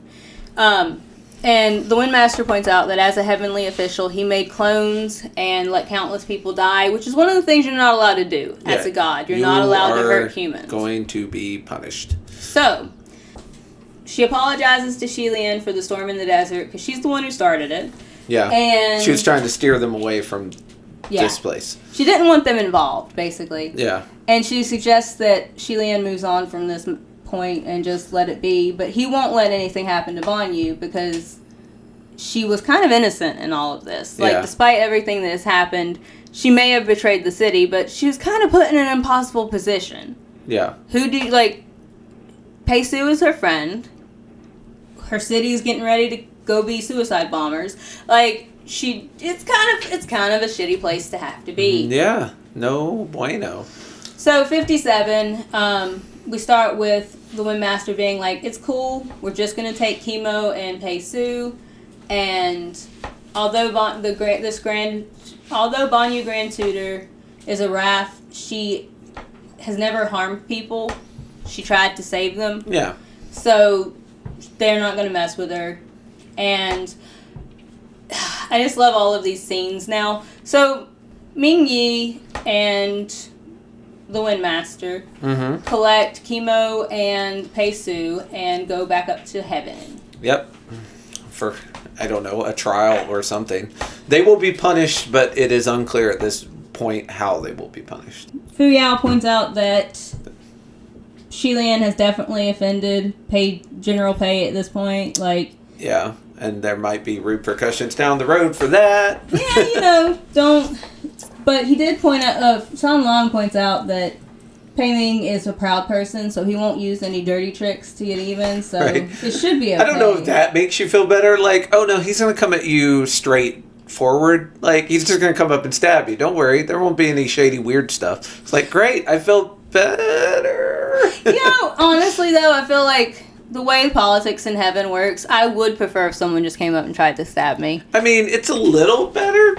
It's kind of like a duelist challenging you to a duel as opposed to shooting you from a distance. But if they're a really good duelist, you're probably screwed either way. But Xie Lian's like, well, then I'll go to heaven because I don't want the Windmaster to get in trouble for getting involved. And Nanfang is like, nah, she'll be all right. Yeah. General Pei could get even with you. He can't touch her. Yeah. She's fine. Yeah. She's one of the most powerful. She's second only to the Emperor, right? Popularity-wise, I think so. Okay, yeah, I think that's what they were talking about. Yeah. But popularity in many ways also equals power. Yes. So, yeah, she's a badass. They eventually remember there's an uncle that's been poisoned. They almost forget to go. Jesus Christ. But they get the medicine to him in time. Yes, spoilers. And he is saved. And so... thank fucking goodness. The little boy talks about how great Xie Lian is and how he'll keep it a secret, but he's definitely going to worship him. Yeah. And so Xie Lian finally gets a new believer. Yeah, he gets a believer in a temple, finally, which is great. What is this? And he wants to know where the little lady in black went. He's like, oh, I got her in this pot. He's like, isn't that a jar for pickling vegetables? He's like, you can do both. Weaker inhuman creatures can be kept in clay pots. And he's like, oh, that's some good knowledge to have. Yeah, the little kid's kind of cute. He's just getting all this knowledge that, I don't know, I guess he can use later on, maybe. So we enter at chapter 58, and San Long and Xie Lian are back home. They roll out their bed, and Nanfang is like, time for go to bed. Yeah, I'm gonna leave now, bye. Yeah. Because Xie Lian volunteers to cook dinner.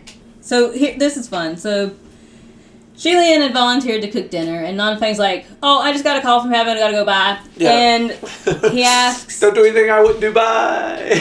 He asks if Song Long is hungry, and then Song Long says, "I am." And Xie Lian's like, "Then what would you like to eat, Hao Sheng?" And he's like, he says, "Keep calling me Song Lang." Yeah.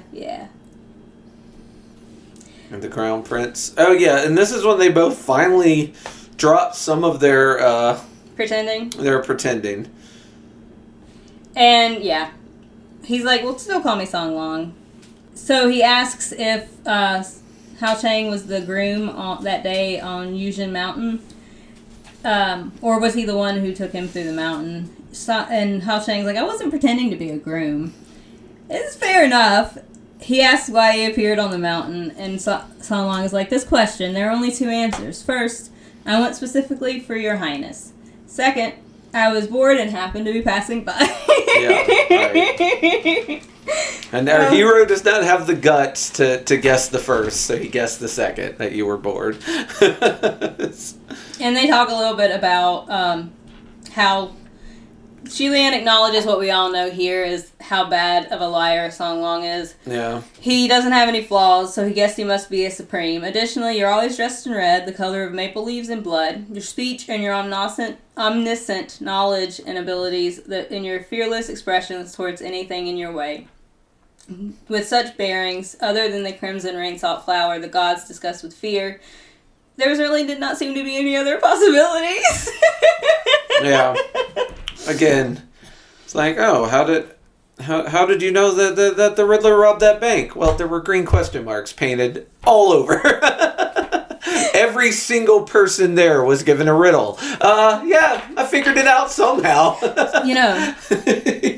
And Hao Sheng is like, was that praise? Xie Lian's like, it's not praise, what is it? Yeah. You're scary and awesome. So yeah, Xie Lian noticed who you are. They're interrupted by Ban Yu taking her little clay pot outside, and have a nice little talk. Yeah, Xie Lian and Ban Yu have a little heart-to-heart. Yeah, General Pei Jr. isn't that bad. Yeah, she asks what happened, or what's going to happen to Pei Su, and he's like, he's not bad, he helped me in the past. Chemo always cursed at me, saying my ability to think clearly was muddled by him, and that others were using me. Whether or not he used me, the opening of the city gates was something that I did. And Ban Yu's talking about how when she was younger, Xie Lian as General Ha always used to say, I want to save the common people. Xie Lian had all these, like, feel-good messages that would fit right in on Sesame Street. But the one she remembers most is to save the common people. Xie Lian is like, please don't remember the words I said, and if you do, please don't make me say them again. Do not make me look in the mirror. Nothing is more relatable than Xie Lian's internal cringe. Yeah. It's like, but you were saying it very earnestly. Yeah, and it's funny. It. And it inspired her, so like, I mean, it ended up being a good thing. Yeah. And she wants to know how she can, like, you know, that's big talk, but how do you save the common people? How could I help save the common people? Like, she's like, I destroyed my country, and like, she's got a lot of heavy burdens to carry, but she wanted to do the right thing. Yeah. She was just put in this impossible situation. And it led to her city's massacre. Before that, Chemo treated me well, and the soldiers respected and listened to me. She wanted to be a good grand tutor, but it just wasn't possible. And she's like, can you tell me where I went wrong? What should I do to be able to accomplish what you said? I want to save the common people. And he's like, man, I have no idea. I didn't know then. I don't know that now. But it's funny, too. But he doesn't say this here.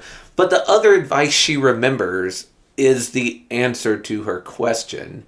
Don't give up. If you fall in the mud, just keep trying. Like, I don't know how to save the common people, But I know don't giving up is like the most important part of it and the hardest part of it. You're going to fuck up. Yeah. And then you keep going. Yeah. Like that's how you save the common people. That's how you save the common people. So he's given her the answer, even though he doesn't think of it at this moment. It's one of the two pieces of the advice that he gave her that she remembers.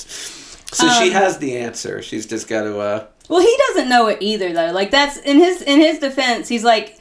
Because she's like, it feels like I don't know what I've been doing for the past 200 years. And she calls herself a failure. And Xie Lian's like, wouldn't I be a bigger failure for meddling about for 800 years? And, yeah, he doesn't realize that he has the answer either. Yeah. Like he doesn't. But it's ironic that he doesn't. Yeah. So he goes back inside after their little talk. And Banyu willingly stayed at Half Moon Pass. She wasn't trapped there because she became a ghost. She wanted the soldiers to let go of their resentment and be freed, which is why she let Kenmo and the others hang her over and over again. Oh. She was bullied as a child. She once had her face pressed down in the mud by a bunch of children. Yeah. But after a while, she only remembered that a young boy pulled her out of the mud pit, and that she had to wash his handkerchief before she gave it back to him. Yeah. While he's saying this, he's doing some... It looks like ikebana, like the Japanese art of flower arranging. I know this isn't Japanese, but like he's doing some flower arranging in a pot. Well, it looks like he's taking out the withered ones. Yeah. If General Pei Jr. truly didn't want to risk the heavens finding out what he did because of the Half Moon soldiers that remained in the pit, he could have quietly sent down a clone to clean them up. Why did he pick such a method? And they're talking about how he wasn't able to jump down and do anything, so he used the clone to feed it humans to disperse the resentment faster, and it's simpler. Yeah. And when Xie Lian asks why he would want to dissipate the resentment quickly, Hao Cheng points out that maybe he didn't want Banyu to be hung so many times, and so he was trying to get rid of the resentment as fastly as possible, which does lend credence to my theory that he truly cared about Banyu. I think he did. I agree with that. As for the eyes of the mortals, they're less than the ants in the eyes of the heavenly officials. So, and Xie Lian's like, but your clone right now looks extremely powerful, talking about Hao Sheng in this body. Yeah. And Hao Sheng's like, yeah, but this is the real me. This isn't a clone. And Xie Lian pokes him like old people who use Facebook poke people. He's just like, poke. Right in the cheek.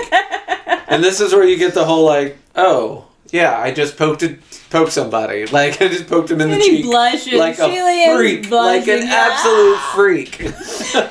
He's so cringy. I love him so much. Oh, that was outrageous. Agreed. Xie Lian's like, so you said the skin. That means that although your body is the real thing, this is not your original appearance. Yeah. And Xie Lian asks to see Hao Sheng's original appearance. And then you can tell that's a bit of a personal question. So he's like, oh, I was just curious. I said it without thinking. Don't take it seriously. Yeah. And he's like, another day. Yeah. Well, Xie Lian is like, Hao Sheng is like, so what if I'm not, oh wait, no, that happens in a minute. So this is Xie Lian asking some more questions about the ghosts. He asks about if Hao Cheng needs to go to check in on the ghostly realm or anything. And he asks about the green ghost Shirong and all this stuff. Xie Ling's like, I don't really hang out with a lot of ghosts. We don't really get along. Like, number one, I'm so cool, I'll only talk to the highest ranking ghost. And I don't get along with most of them either, so... Yeah, Shirong's a bitch, and... Now, Chapter 61 is all about how lonely... well, not lonely, he doesn't seem lonely, but how isolated. He doesn't have a lot of other people that he communicates with. He asks about ship-sinking Blackwater, also known as the Blackwater Demon Xuan, and asks if he's close with him, and is like, I'm not really close with anybody. Yeah, exactly, yeah. And then then Hao Cheng is like, that sentence was pretty good. And Xie Lian's like, huh? And he's like, I want to save the common people. And then there's a little cartoon of Xie Lian just like pulling the blanket covers over his head in the blankets. He's like, oh, it's so silly. Don't make me Don't make me confront my past self. Don't do it. Yeah, this is a good line, though. To dare speak of the common people, whether to save them or to end them, is something I sincerely admire. What's more, the former is much harder than the latter. So, of course, I admire it even more. I like that, the common people. To save them or to end them. Hey, either way, I like to hear that. And I'm like, okay. Daring to speak means daring to do it and succeeding as well. And he's like, all right, it's not much anyways. And what Banyu said is considered better. I've said even sillier things when I was a bit younger. And Hao Chang's like, oh, do tell. Yeah, let's move this spotlight that way towards you. Yeah. And so Xie Lian's talking about how many years ago someone once told him that it was painful to be alive. Every day he couldn't wait to die. Every day I want to kill everyone in the world and then kill myself. It's painful for me. And yes, is that person that said that the person you see in the mirror? Yeah. Yeah. Don't give away all the secrets, Reno. It's not. I mean, the picture. I know. It's right there. Is of our young demon boy with this one red eye. And not so, a demon ghost. But. Xie Lian's like, and do you know how I responded? And Hao Chang is like, do tell. He told him, if you don't know how to continue living, then live for me. If you don't know what meaning there is to continue to living, then use me for now as your reason to live. And treat me as your pillar to support you in life. And, yeah. Yeah. Once again, a gesture that is very romantic in this, and in real life should send you running for the fucking hills. Well, in his defense, he is a god. Yeah. And a lot of people sorry, flying on your fluffy cloud towards the hills.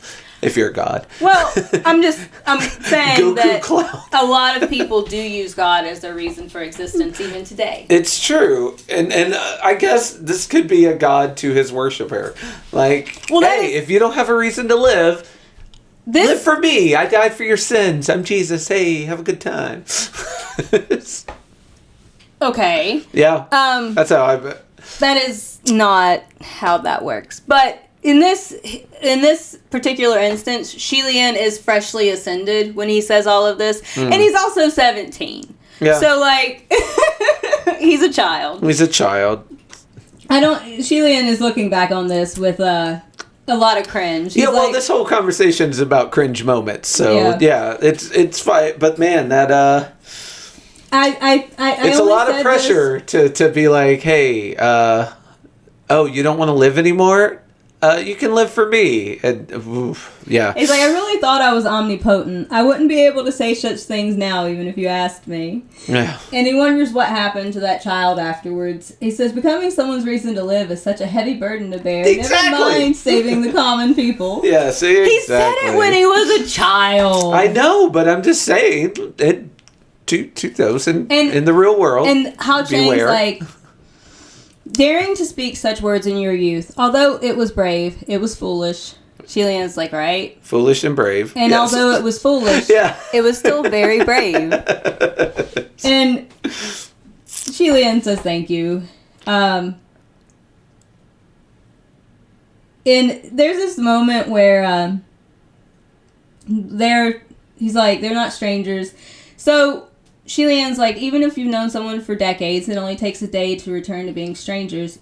As we met as strangers by chance, not really that much by chance. Oh, right. And we may separate. If we get along, then we will continue to meet. But if we don't, then we'll part. After all, every banquet in the world must come to an end, so everyone should have their fill while they still can. And Hao Chang is like, if I'm not good looking, then do you still want to see my true form? Oh, we also get a shot of the roof, which still hasn't been fixed. There's holes. They're lying in bed on their backs, looking up at the roof, and you can see the sky through it. Whoopsie. But Xie Lian takes that question to heart and thinks about the fact that Hao Chang, there's some rumors that he was ugly as a child and got made fun of. This is weird.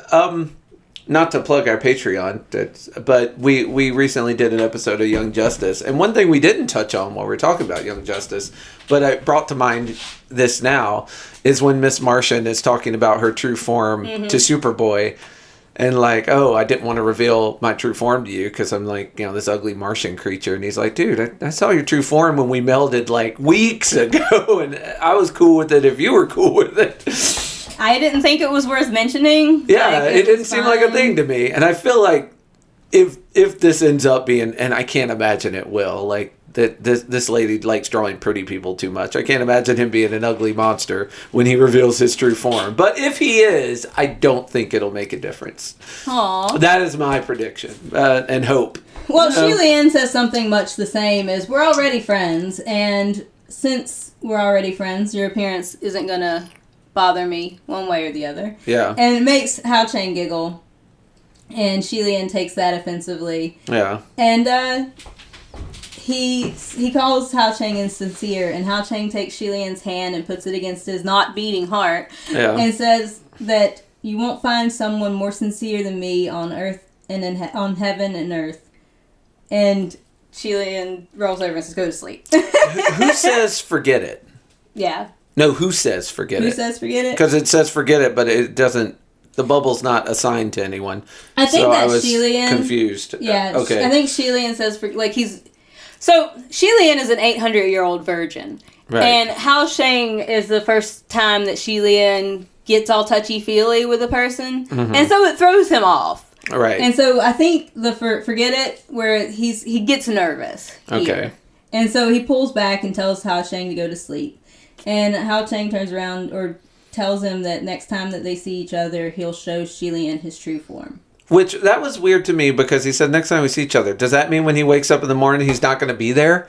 Or when he wakes up in the morning and turns over, he's going to be in his true form, which is, I don't know, a 700-pound monster or whatever. Like, I'm not going to tell you. You can wait to read it. All right. I was just curious if that was going to be addressed or if it was going to be a thing where he wakes up and they just go on adventuring and, like, it's forgotten.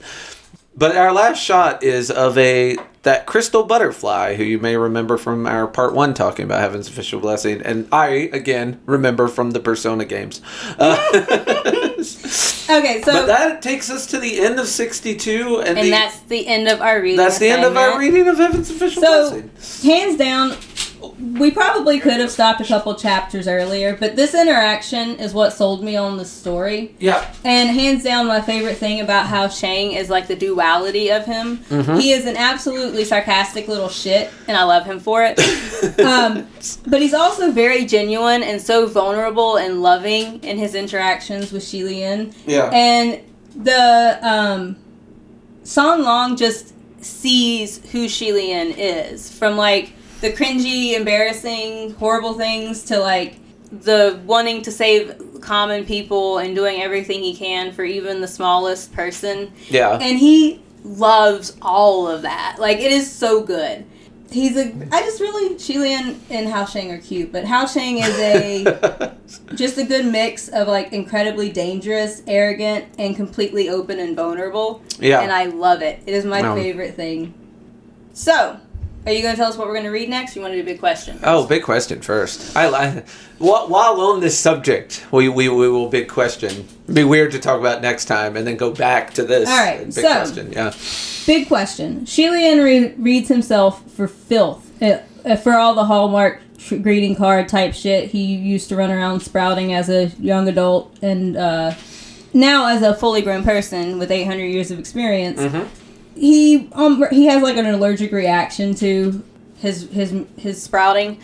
So as an adult, I have almost an allergic reaction to thoughtless platitudes too. Like, I really dislike all of that shit. Yeah. But as a child, I liked and believed in a lot of them. Mm-hmm. So, what little you can do it type slogan did you repeat or believe in most when you were younger? What thing would Does it have to be one that you don't believe in anymore? Not necessarily, because I still think Xie Lian would like to save the common people. Yeah, but, even though it makes him... He would like to do it, he doesn't want to talk about it, though. Yeah. Oh. But yeah, like, when I was really little, I used to believe a lot of that, like, karma will get him. Karma. Karma's a good answer. Yeah. I was a sucker for that karma shit. A sucker for karma, yeah. I really like the notion that, like, I didn't have to do anything, which is the bullshit part of that. Mm-hmm. That karma, like some kind of magic goddess, would just swoop in and like fix the problems for me, and like Well, I didn't have to work for it. It's kind of it's a razor's edge, and I believe that like religious people, if you believe in like a god and a divine intervention, which is kind of a religious version of karma, it's sort of a razor's edge because you have the dual. You have to sort of pick a side because you can either believe in karma, like they'll get theirs, or you have to believe in karma.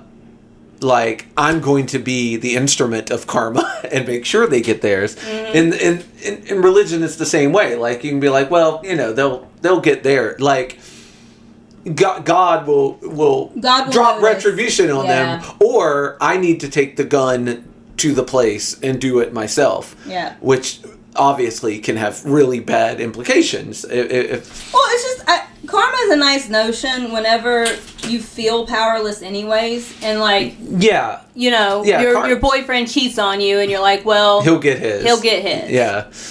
Yeah. Which again, maybe he will and maybe he won't, but some people are just shitty. Yeah, and some people get away with it, and no one likes Henry that. Kissinger lived to 102. Oh man, still giving as we speeches have discussed it, that he was paid highly for. Yeah. Karma is bullshit, but as a child, I very strongly liked and believed in the notion it's almost something you need as a kid. Like, man, hard to get through life without it.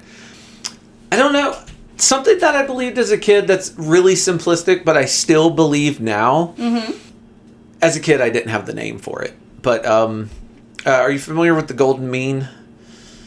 The golden mean is just the idea that there is an exact right amount of everything for a person, and too little or too much is bad. Mm-hmm.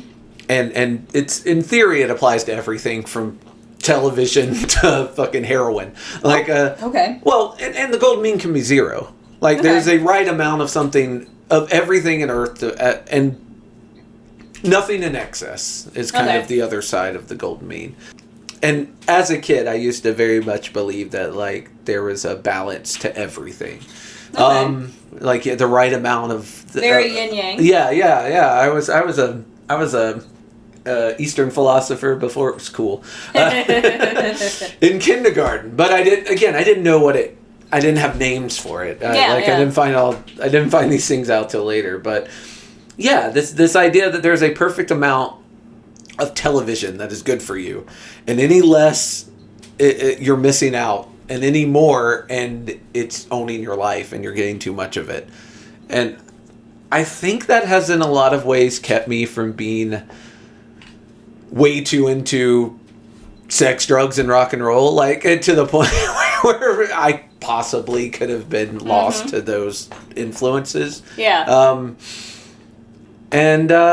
So that's one that I believed in, and still to this day, to a certain extent, like, I don't think there's a golden mean for like lip balm or stuff like that, but I do believe for I don't believe, like when you're in school, you're taught in DARE, like, any amount of drug is bad, and I'm like, that's not true. But I also don't think that, like, you should be tripping shrooms every day. Yeah. I mean, like, that might be a thing you should try once if you don't have a particularly addictive personality, but I don't recommend going back to that well too many times. There's a golden mean where you should stop. Okay. Yeah, so I would say that, and also the karma one. Like, you took my answer, but that'd be my second answer. Well, I was just trying to think, because I didn't want to get too dark and twisty with it, but, like, a lot of the things that Xie Lian said were things that children do believe. And Xie Lian was sort of a child when he said, especially the thing he said to baby Ha Sheng. Yeah. Like, he was an arrogant little kid. Like, and that's what kids do. You're supposed to be. Yeah, parents will tell you, you can be anything you want when you grow up. Like, well, he was also a prince. Oh, like, and he actually probably could. Yeah. He was a fucking spoiled little prince. Yeah. Like, bitch did not know how to wash his own clothes. Like, he didn't, like, so there's... But if we had the number of astronauts based on the number of kids who said they wanted to be astronauts, like, half of this planet would half our population would be floating around in space. But, sadly, that is, the you can be whatever you want to be thing doesn't work out for everyone. Yeah, I wanted to be a space ninja cowboy. It didn't always work out. But you got a dream when you're little. Yeah. And like he said, he thought he was omnipotent, and I think to a certain extent, especially these days, a lot of us are taught that we can do and be anything, and you know. And they're noble goals. I mean, Yes. it's not a bad thing to have such goals. Like, even if you fall short, it's that old, what's that old expression? Like, If you shoot for the moon, even if you miss, you'll land amongst the stars. Yeah, something to that Although, effect. honestly, That's also one of those platitudes, actually, now that I think about it. There's another one. I mean, there are a lot of them, and we're inundated with them, especially in school, all the inspirational posters If that you are try hung and on the do wall. all the good, you'll do some of the good. Yeah. And that should be good. Yeah, at least it is good. Like, there is, you know, you don't have to do everything. No. But, you know, I thought it was a fun little... It is, not something I've thought about, but, yeah. All right, so what's our next assignment? Yes. You know? Okay. So this is what we're going to read. It might be one you've read before. I'm not sure, but we're going to read Jos Bentez's Lady Mechanica, specifically La Dama de la Muerta. Go into a little the world of Latin America. I'm sure I've probably shown it to you, but we're going to a little Latin America. I love Dia de los Muertos. So yes. And the art in this is amazing. I thought I should match amazing art with amazing art. And also, I'm going to try, and I may meet with, we'll see how much success I meet with in this, but I'm going to try to do a little research on Spanish and Latin America comics and like their influence, because it is a blind spot in my comic. So this is going to, again, if the research bears any fruit, this is hopefully going to be a gateway into that conversation. But it's something I really enjoyed reading. So yeah, in 2 weeks' time, Lady Mechanica, La Dama de la Muerta. All about this really cool robot lady running around during the Day of the Dead festival. So nice. Good times. Yeah. But that's in 2 weeks. For now, Cecilia, what do we tell the people? We tell them to follow us on all the socials. Read the notes for your next all comic assignments are in the show notes. Yeah. Your like, homework. What? Homework? Yeah, homework. I like homework. I was a school teacher for a short time, so I like the term homework. It kind of feels like we are in a class. Yeah, a fun class, hopefully. Hopefully. The one you don't skip. The one don't sign up for 8 a.m. We have a 12 o'clock. Sign up for the noon version. We're definitely not waking up that early if we have a choice in the matter. We never do, though. We record that early, but you have the pleasure of listening to us whenever you want. So yes, follow us on all the socials. We have a Patreon, a Twitter, Facebook, Blue Sky. Yep. The Blue Sky link is in there as well, and all of that jazz. Be your own ally, and hopefully come back in 2 weeks for a Latin America Experiment Day. Is that Spanish? I just thought you said Experiment Day. So an Experiment Day. Yeah, I should stay in my lane. We're going to have Experiment Day. All right, next time. All right, bye-bye.